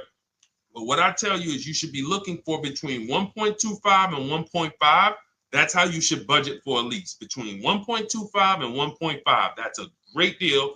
And if it has a really aggressive lease program, once you get your bids, you're going to see it fall under the 1.25. You see it fall into 1.1, 1.2. but we don't know what the lease program will be until after we shop for that vehicle. Okay? So yes, absolutely. It's an empowering way to shop. It's also fun because you can see, man, I'm not begging anymore. Like these people are like, please do business with me. Please do business with me. And then you start to feel bad for everybody who's still in those dealerships doing it the old way because they're talking to the 80%. There's no way they can win. They don't even know there is an 80% to realize that's who they're talking to. So when the dealer says, all right, I'll take off $4,000, they're like, wow, I won. Man, the dealer took off $4,000. But if they saw the whole market, they would understand that that dealer actually is overpriced by $7,000, $10,000. So taking off the $4,000 means nothing. It's just sad. It's a sad thing. And that's why I spend my time trying to convert you guys from negotiating one-to-one to getting multiple offers so that you can see for yourself. All right. Thank you, Julie, name Richardson. Thank you for sharing. XP got the number 2 gifted badge. Forgive me because I don't really know what that means, but I just know that's what it's saying. So I appreciate it. Thank you, Corey22. Sherry Baker, thank you so much. Number 1 gifted badge. All right, let's go to some more questions. We got some more questions. Dolan, I'm sure you got a lot of them. And what I'm going to do for the rest of the broadcast is just try to do rapid fire questions and answers. Okay. And if you guys want me to go deeper on any particular subject, then just feel free to say, hey, could you go deeper on that? How do you get a car loan with bad credit? Well, we have a resource. It's not our company. We have nothing to do with them. But we always try to stay up to speed on who's financing people with bad credit, because the goal is you don't want a dealer controlling your financing. Somebody just came up to me. He's a neighbor. He's like, aren't you in the car business? I said, well, yes and no. He's like, well, listen, I got a connected Acura. Anybody you send me, they get anybody approved, I'll give you $1,000. I said, okay, cool. Thanks for the information. For them to give me $1,000 just for sending the customer, and he's also a middleman, he's not a salesman, how much money are they making on the customers? If they're going to give me $1,000 just for sending someone with bad credit to them, how much are they making on the deal? Arms Reach, congratulations. Just got my book. You use it when, please send me your email testimonial. Well, as you use it, just as you do your equity assess, everything, email me. Congratulations. How much are they making? We can imagine, right? If they're giving me $1,000 just for bringing them the customer. So this is what happens when you let the dealership control the loan. Because why do we separate? All right, I'm gonna break something down I call the 3 pillars of great car deals. Three pillars. You can't get a great car deal without maximizing each pillar. And some of y'all that have been with us for 3 years, y'all already know the 3 pillars. First, who you buy your car from. Second, who you get your loan from. Third, who you sell your old car to. That's 3 separate transactions. The car business has trained you guys to give them all 3. All 3. The car business has trained you guys to give them 3 transactions. Anytime you purchase the car, who's done this? Be honest. Purchased the car from a dealership, sold them your old car, in which case you call it a trade, and they got you your loan. Who's done this? 3 transactions in one. Why do we know these are 3 transactions? One, there's competition. People want to buy your car. It's okay, Corey. That's that. Thank you for being honest. That's how we change. The reason why we know that these are 3 transactions because there's people who want to compete in every one of them. There are people who want to buy your car. That's why step 2 in our book, we never trade. We get offers from CarMax, Driveway, Carvana, AutoNation, Car Gurus, Kelly's Blue Book Instant Cash Offer. It's a bid.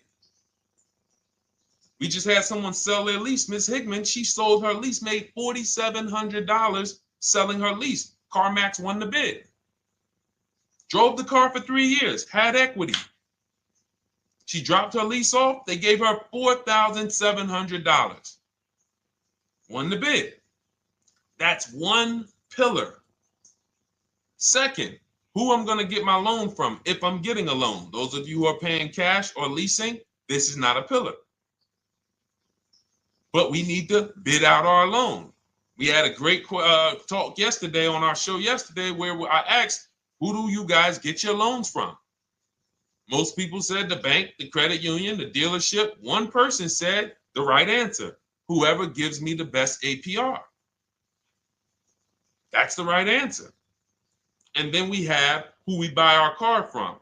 There's banks and credit unions that want to compete for our loan. There's multiple dealers who want to compete to sell us a car. So we can't get a great deal until we have bid out each pillar.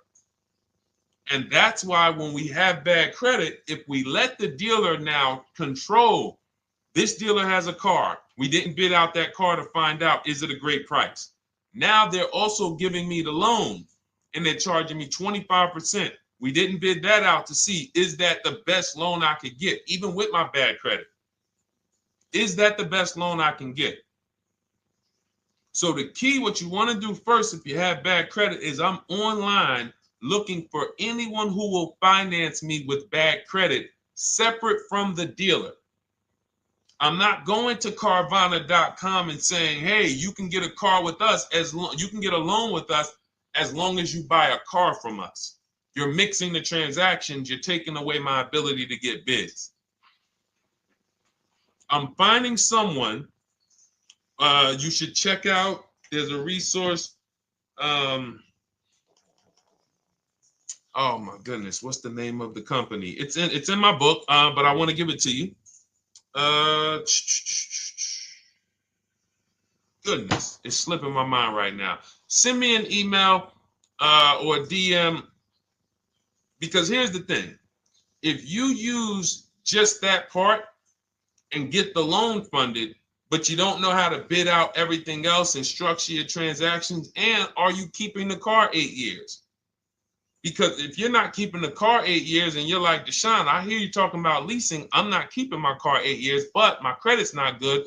The only purpose, if you telling me that I could be driving brand new cars for cents on the dollar, but I don't qualify right now, this car that I'm going to get is to set me up.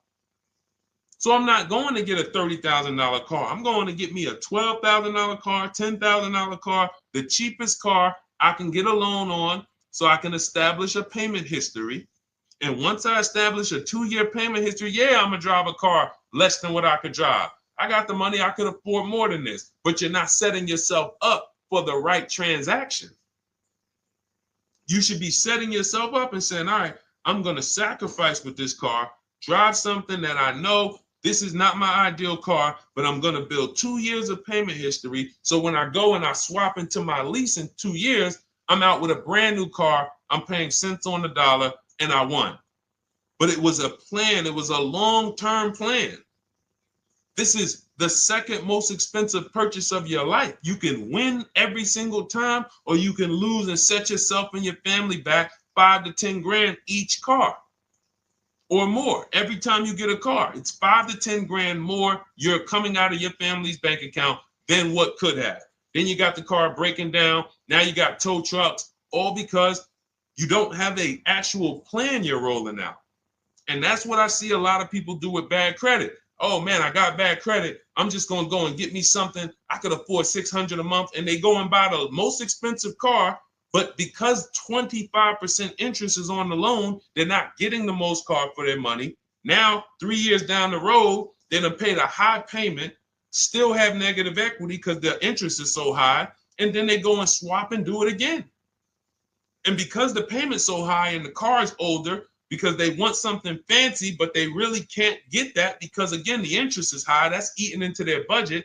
Now they're going 3 years down the road. They missed 3 payments. They were late 3 times, so they're no closer to leasing. Credit's still bad. This is disaster. So if you're a long-term person, I break it down for you guys into two groups of people: long-term, short-term. Long-term high mileage driver, short-term high mileage driver, different plan. Long-term bad credit person, short-term bad credit person, different plan. If I'm a long-term person with bad credit, here's what I'm doing: finding the absolute best car I could find, getting bids, either new cars or used cars. We got the strategies for both. You can use the marketplaces, cars.com, Car Auto Trader. We got a whole strategy for how we find used cars, but you find that car, you pay your loan of 20%, 19%, 18%, if that's the best you can get. Because here's what you're going to do. In 2 years, you're not swapping into a lease. In 2 years, you've established a payment history, you fixed your credit, and now what are we going to do?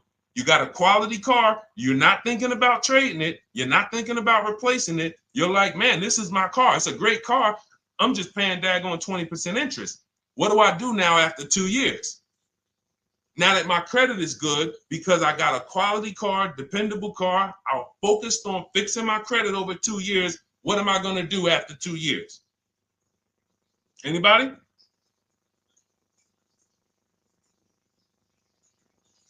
Thank you, Arms Reach. Refinancing the car. Exactly. Exactly. So that's the bad credit long-term strategy. Great car, dependable car, car's not going to break. This car is going to last me 10 years. Right now, when I bought it, 20% interest rate. That was where my credit was. But I worked on my credit. Boom. I'm a 690 now. I'm a 720 now. I'm refinancing that into a short-term, into a shorter-term loan, and I won. Pay this thing off, and I'm going to keep it. Nothing to talk about leasing. Leasing only comes into play where the 8-year rule is concerned. I'm not keeping this next car 8 years. I should be setting myself up to lease, or I should be leasing. That's how I'm going to save the most money, keep the most money in my bank account, have the best car. Not even close. Not even close. All the wins for the purchasers are after 8 years. People who are like, man, Deshone, I got a car, man. I had this thing 12 years, man. It's been paid off for 6 years. I ain't had a payment. I love it. Long-term purchaser. You won. You won. Who's in that situation? Who has a car outside that they've had for more than a decade? Paid off. You can give it to your son. You can give it to your daughter. It's an extra car. That's purchasing. That's the wins. That's what we call the reward stage of purchasing. But you got to get there. All right. All right, let's go. A lot more questions. We got probably another 20 minutes we'll stay on, so let's keep it moving. But again, Lend Buzz, that's the company. Lend, Lendbuzz. They started, I started seeing them about 18 months, 2 years ago, and they were loaning to people with, international students, people who didn't have credit. You want to try to find a place that will fund you independent of the dealership. That is what your goal is at all times. Independent of the dealership. Here, you qualify based on your income and your credit. You qualify for $18,000. Go find a car now. That is what you want. You don't want people mixing the bank loan with the car and two pillars that they are controlling. We're controlling the price of this car. We're controlling your interest rate. We don't want that. Yep, exactly, Cindy. For those who just joined, this is our Tuesday, May 6th live. We do these lives Monday through Thursday at 12 noon, so you can tell your friends, family. We wanted to now come up with a constant and consistent time where I can meet with you guys. If you don't have, if you can't stay the whole broadcast, we will replay these throughout the day because sometimes people got to jet back to work. They're watching us on the lunch break. You can catch up on the whole rest of the show throughout the day, all the way up until tomorrow, and then over the weekend, we'll play a whole compilation of all the shows for people who really want to dig in and hear all the questions that we answered throughout the week on, Monday through Thursday. But if you want to join us live, set your calendar, set an alarm, meet us on any channel. We're on TikTok, Instagram, Facebook, and YouTube on the Deshone the Auto Advisor channels, 12 noon, Monday through Thursday. All right. Let's go. Next question, Dolan. All right. What are your thoughts on purchasing used versus new? It's a great question, Kathy. For me, it's a matter of budget and values. It's only a matter of values if you can afford both. So if you can get everything you want in a new car for your budget, everything you want, everything that you need, and you can afford it in a new car, you have the option to choose both. So it becomes a matter of values. In my book, I teach, are you a person who's like, I want to reward myself. I only get a new car every decade. I'm going to keep this thing 10 years. I want the latest and greatest. Therefore, I'm going to shop and get the best offer, get me a below market purchase. Because y'all notice I always put in a caveat of a below market purchase, below market lease. That's all we're talking about here with Cars from Home. That's all we're talking about. You need to, every purchase you make or lease you get, you want it to be a below market lease or purchase. So now, if I could afford both, is it I'm going to reward myself with a new vehicle, or do I have these other values where I actually want to knock 20 to 30 to 40% off the price to get even more for my money? So that's really up to you if you can afford both. There's no right or wrong there. It's a matter of, like I said, the values. Now, some of you once you look at your budget, I have a tool in my book and in our video checklist, the coaching program called the Perfect Budget Calculator. We invented this. So it's not on Google. You'll hear a lot of the stuff, almost nothing we teach. You're like, if you ever go to look for it, the 8-year rule. No one talks about it. We created it. This is our intellectual property that we created to teach you guys to create these boundaries, the rule of 72 and the 10th birthday, 1.5% rule for overpaying for leases. These are all things that are absolutely proprietary to Cars from Home. But one of them is this Perfect Budget Calculator. Sometimes when we're factoring budgets with most calculators, they don't include fees that we know dealers have. And I'm talking about legitimate fees, tax, documentation fee, motor vehicles. So we're putting our budgets together, but we always get caught out there. Who's had that happen?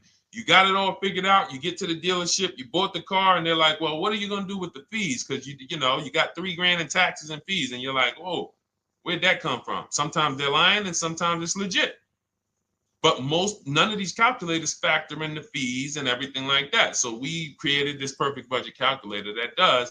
But here's the thing. Once you find out what your budget is, even if you're budgeting with a normal calculator, just add a couple thousand to account for the taxes and the fees. But you might see, I can't get everything I want in a new car for this budget.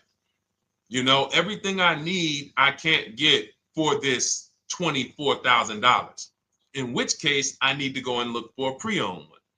So that's why I said, in reference to your question, Kathy, what are my thoughts on purchasing used versus new? It's a matter of values and budget. Budget first, because budget will determine if you can afford both and get what you want. But if you can afford both and get what you want, then it's a matter of values. Okay? So again, everything we're going over is in my new digital book. It's called Cars from Home, 7 Steps to Saving Time, Money, and Avoiding Dealerships. It's 5-star rated. Thank you to everybody who has taken the time to rate it and review it on Goodreads.com. It means a lot. And we can't continue to get this information out without you guys. So we appreciate you. And you can get your copy instead of $97, you can get your copy for $24 as part of our welcome offer. So that's 75% off. If you go to my link in my TikTok bio, Instagram bio, the YouTube comments, and the Facebook comments, we have a link there for you guys. And you can grab it. It's a digital book, so you don't even have to wait.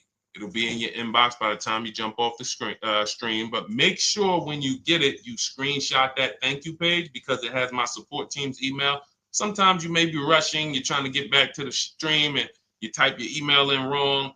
Also, as soon as you purchase, the link to open the book is right there. So it'll say open the book below. You can save it to your computer. but I would rather you get it for $24 than $97. Although we've sold a lot at $97 because people feel it's worth every dime. You're going to save thousands and thousands of dollars for the rest of your life using what's in the book.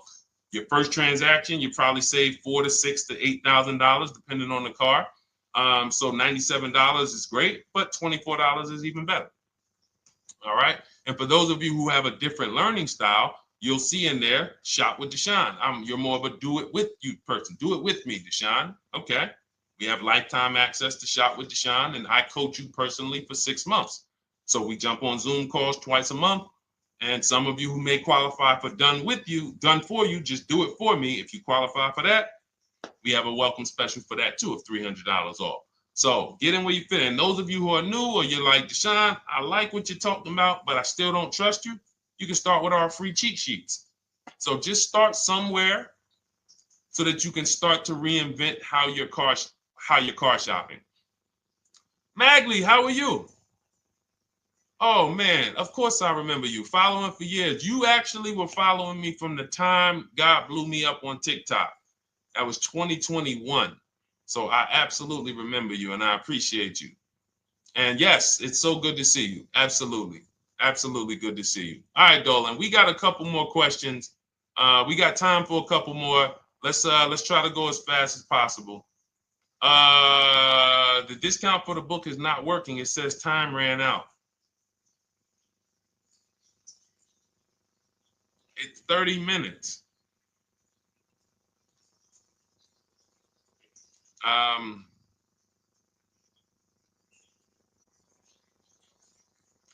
don't know. I don't know. Y'all help me out. I don't know what to do with that. I'm sorry. If the welcome offer for $24 was not really 30 minutes, then that means I'm just lying to you. You know what I mean? I'm just like, oh yeah, it's 30 minutes, but come back in 2 hours and it'll still be, you know what I mean? It's, start with the cheat sheets. You know what I'm saying? Like start with the cheat sheets. Get yourself your free cheat sheets, and start there. And when you feel better about working with us in some capacity, you go to the next step. Start with the free cheat sheets. All right, let's go, Dolan. So I'm a new driver. Should I be looking to be an 8-year person or a lease person? Well, I'll tell you this. I got 3 young adults. 2 my daughter, my daughter who's 18, my niece who's 20, and then a young man that I, basically like a son to me who's in the Navy and he's 21. Well, he'll be 21 this year. So he's 20. Now, they all called me in the last 3 months because my daughter's getting her license. My daughter didn't call me. She's getting her license in the next, in June. And we've all talked about this. How should I get this car? Now, my situation when I was 22, I'd already bought a $500 Mitsubishi Eclipse. Transmission went out on me probably after 6 months. And then I bought a buy here, pay here car. This is before I got into the car business. I got into the car business, I was 22, working for Pontiac GMC Buick. So I get this buy here, pay here car. It was a quality Chevrolet Cavalier. I didn't know anything about cars, so I went to a local spot. They said, hey, put down this, just pay us $50 a week. So I did that. But 22, I had my daughter, and my boss says to me, hey, why don't you lease something? And I was already selling cars, but I just didn't think, could I even, qualify for a lease? I don't even know what I was selling them, but I'm just literally doing what most salesmen do. All right, he wants to lease. All right, what's the payment? Yeah, tell him it's this. All right, perfect. They said it's that. Oh, that's a little too high. All right, they said it's a little too high. All right, so that's what I was doing. I didn't really understand anything. That's most car salesmen. So I end up getting a Pontiac G6. I'm 22. I paid $256 a month. Now, it would have been less, but I didn't get a tier 1 approval because I didn't have, I think my credit was like mid sixes at that point. And you know, you really want to be over 670 to get most of the tier 1 approvals. But it would only raise my payment maybe 25 bucks. Wasn't a lot. Now I'm 22. I'm driving a brand new 2007. It's still 2006. 2007. I'm pulling up, brand new car, full warranty, $256 a month. At the same time, I have a friend, got a vehicle, Toyota, financed it, went in. She had, you know, we had our, she had a young child, a little older than us, maybe 1 or 2 years older than us. And then she goes and she purchases a car. $500 a month. She didn't get ripped. That's what a $20,000, $22,000 car costs. She got a Corolla. $500 a month. We're 22. Plus insurance. This is enough to break a young person, young family. I'm paying $256. She's paying $500. That right there. When I tell people that story, it's amazing to me how many people will say, Deshone, when I got my first car, my parents took me out. We financed this car. We financed this. I was paying $400, $500, $600 a month. Whether the parents were paying some of it, or they were paying some of it, or they were paying all of it. Thank you, Kathy. Appreciate you sharing. So this is what all of them, all three, well, 2 of them. I don't know about the young man. Because his parents.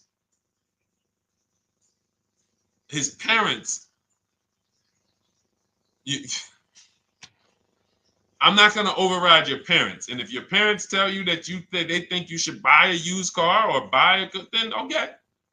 But I'm just telling you, when you see my daughter and you see my niece pull up in brand new cars and they have low payments and they don't have to worry about getting stranded on the road, hey, call the tow truck. Do we still have a warranty on this thing? So I would be telling, again, 8-year rule. Because if I've had young people in their early 20s who are like, I'm not even into cars. Like, I'm going to buy this and I'm going to keep this car. Like, I'll keep it 8, 10 years. I don't. And I've had some people who they know when they get a better job, when they move to this, they're going to start a family. They're probably not going to keep the car 8 years.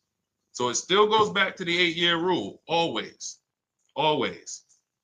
Most young people, most people should be leasing their cars. That's how I did very well throughout my 20s. Praise the Lord, because I did not have high car payments. I didn't have cars breaking down on me where I had to be like, oh man, couldn't get to work today. Not many 20-year-olds, 23-year-olds are keeping cars 8 years. So when you're putting them in used cars, you're really setting them up for failure in a lot of cases, compared to if they were just leasing, getting look, because some people be like, wow, are $300 car payments still out there? Oh yeah, they're still out there. Just you just are shopping for the right car. I know India had her look, Rosalie, she's in our Done With You video checklist and coaching program, like Cars from Home. She's, you know, this is our Facebook group she's commenting from. 3 vehicles she got, all for her sons, all of them. A Nissan Rogue, $399 a month. That's a $36,600 car. She got a Mazda CX-30. That's a $28,200 car. Payments $339 a month. $339 a month. And then she got a Mazda CX-50 for her other son, $40,000. On top, we haven't even talked about the equity and leases and selling leases and, you know, really maximizing the equity, because she said she got $6,700 selling 2 of the old leases. $6,700. Drove the cars for 3 years, had equity, bid it out, sold 2 of them, $6,700. You're probably like, Deshone, I didn't even know you could sell a lease. My question is, how much has that cost you? So when you're looking at investing in anything we're doing, be it my book, be it Shop with Deshone, our video checklist and coaching, be it our Done For You program. One thing that we do covers everything. Your first deal, if you're moving, you're gonna be like, shoot, I got everything I just invested back times 10. That's what we hold ourselves accountable to. Just her equity alone, she made $6,700 selling 2 cars. Didn't even know I could sell leases, and I just put $6,700 in my pocket selling 2 leases. Whoa. So $300 payments. Those would be perfect cars for young people. $339, that's with no money down. Imagine if she wanted to put another $2,500 down, bring the payment down to, $275. This is the way to be moving. And those of you who are getting this, are you getting this? If you're getting this, type some dollar signs. Who's getting this? Who's getting this? Type dollar signs in the chat. Who's getting it? Let's go. Who's locked in? All right. I see you, Mario. I see you, Dane. I see you, Terry Carter. I see you. Who's getting this? Who else is getting it? Who else is locked in?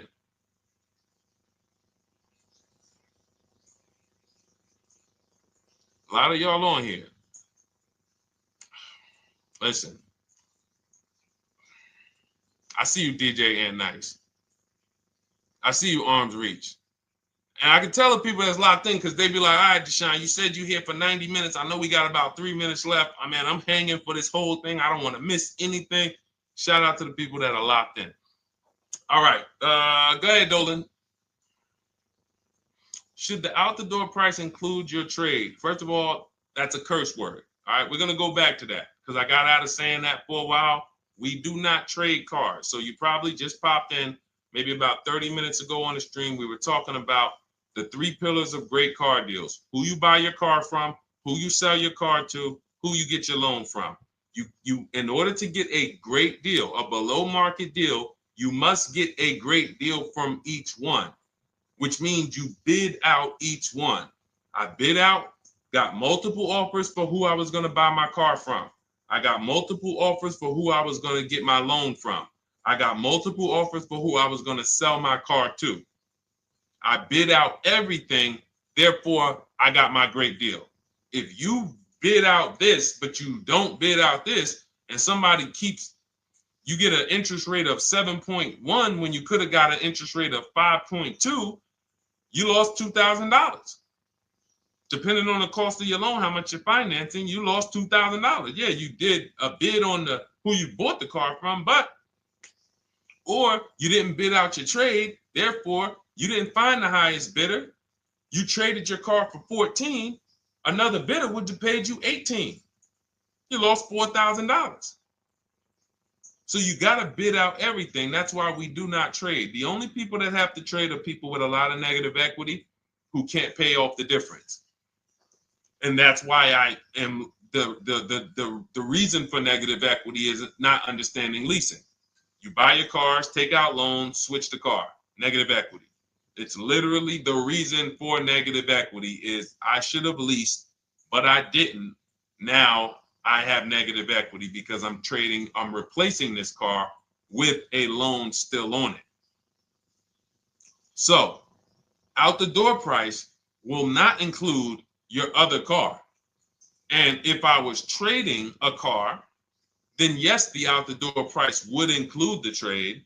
But because we do not trade cars, our out the door prices don't include the trade. Let me show you an example of what our out the door prices look like. So these are some spreadsheets for our Done For You program where we shop for clients. You can see here, this is we shop for a Subaru for this particular client. In this case, look, and you can see the MSRPs for this car is an inexpensive car, $27,000, $26,000. Look at the out the door prices, 29, 30, 30, 29, 29. These are all out the door prices with the taxes and fees. So you can see these dealers are giving either no discount or a little discount. 27 out the door price is 30,000. But look at the winner. Look at the winner. This particular dealer won the bid at this particular time They're not going to win the bid all the time. In this particular case, they needed the unit. $27,900 is the MSRP. Out the door price is $27,463. The out the door price is lower than the MSRP. How? Because they took off almost $4,000 in discounts. Almost $4,000 in discount. So every time you shop for your used cars or new cars, this is how you should be shopping. If you're not leasing, this is how you should be shopping. I'm getting multiple offers, out the door prices, comparing who gave me the best offer.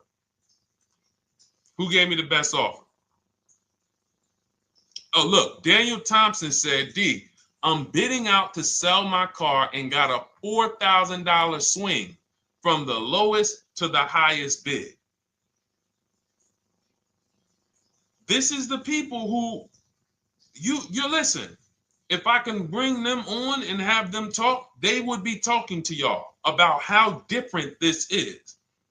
I didn't bring you here on a Tuesday afternoon, or you're not watching this. If you're watching the replay later on Tuesday, or maybe, Wednesday morning, we go live at 12 noon, Monday through Thursday. So we replay the show just for everyone who missed it. You can send all your friends, family, go to Deshone the Auto Advisor's pages, watch the replay from today's show.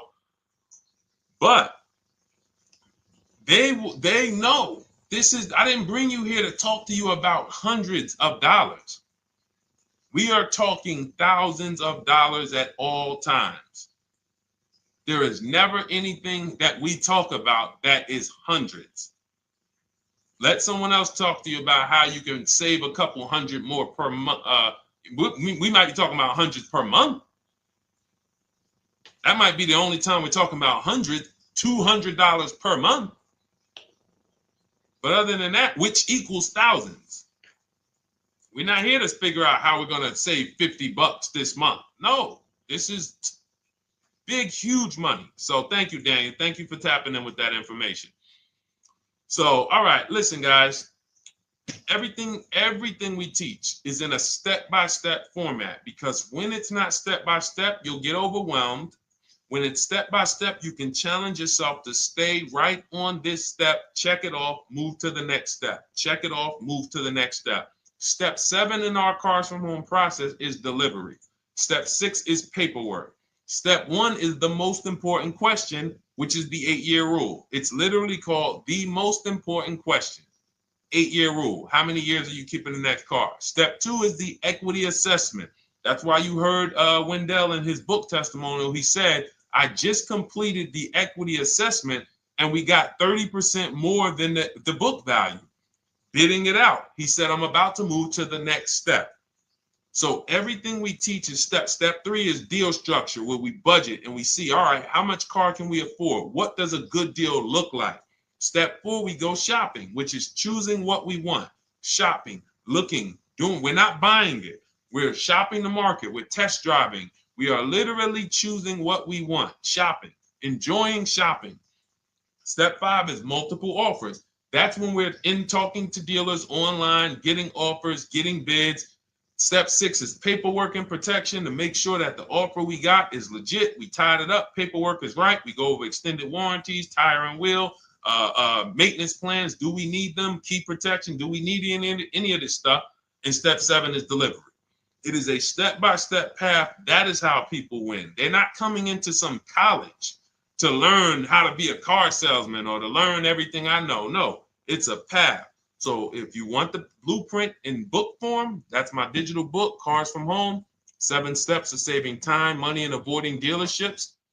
Normally $97, part of our 30-minute welcome offer. You can get yours for $24 in my TikTok bio, Instagram bio, the YouTube comments, and the Facebook comments. Click those links and then click the special $24 welcome offer. It's good for 30 minutes. And you'll save 75%. If for those of you who are like, Deshone, what about that video checklist? That is our Shop Done With You program. Cars from Home, done with you. You get lifetime access to everything we teach, all our below market videos, and it's short videos. I want you guys getting cars in 90 minutes. 90 minutes. Not shopping. The shopping might take you longer. Deciding what you want, you might be doing that for 2 months. But once you decide what you want, I want you to be able to get below market deals in 90 minutes. That's how I do it. We're not hours and hours to get these car deals. Some of these deals we make in literally 45 minutes over a 3-day period. So that is how we do it. And you'll have access to our coaching program. We do Zoom calls twice a month, first and third Wednesday. And you have a Facebook group with 1,600 people in it that have come before you in the last 3 years. And then for those of you who qualify for shop with done for me, just do it for me, Deshone. New cars, new cars and leases only. Credit score has to be over 670 FICO. Book a call with our team. Let's see if we can help you. All of those have welcome specials. The book is 75% off welcome special. Shop with Deshone is $200 off welcome special for 48 hours. And done for you is $300 off for 72 hours. All welcome specials for people to say, all right, I'm taking action. I'm going to take advantage of a lower investment for taking action immediately. And for those of you who you're still new here, you're like, Deshone, I like the information, but I need to get, can I get some free advice first? Let me test out some free advice. You can, of course, go download our cheat sheets, and that's there as well. All of that is in the Cars from Home Toolkit. So always a pleasure. We will be back tomorrow, 12 noon. Please mark your calendars, tell your friends, bring a friend, and we'll continue to, we'll continue to do what we do and try to make sure you guys have everything you need to win every car you get. I want you sending pictures with the numbers. You know you've done it right when every car you get, you have pictures with the numbers. You know people who purchase cars all the time, all post their pictures. Hey, had to upgrade. Oh, just got this. Hey, had to treat myself. Oh, watch it now. But you never see the numbers because they really are not confident in the numbers. They don't want to talk about the numbers. Everybody who shops with us, whether you're getting our book, whether you're using our stuff, and sometimes people who they piece together my social media videos and they'll get it done. But they are sending the numbers. Look at what I paid for this car. Not only did I get a great car, but look at the deal I got on the car. That's when you know, all right, you understand this thing. All right, have a great day, y'all. See you tomorrow. And if you couldn't make the whole broadcast, feel free to watch the replay. We'll be replaying it throughout the day until tomorrow's show. All right, have a great day, y'all. Thank you. God bless you.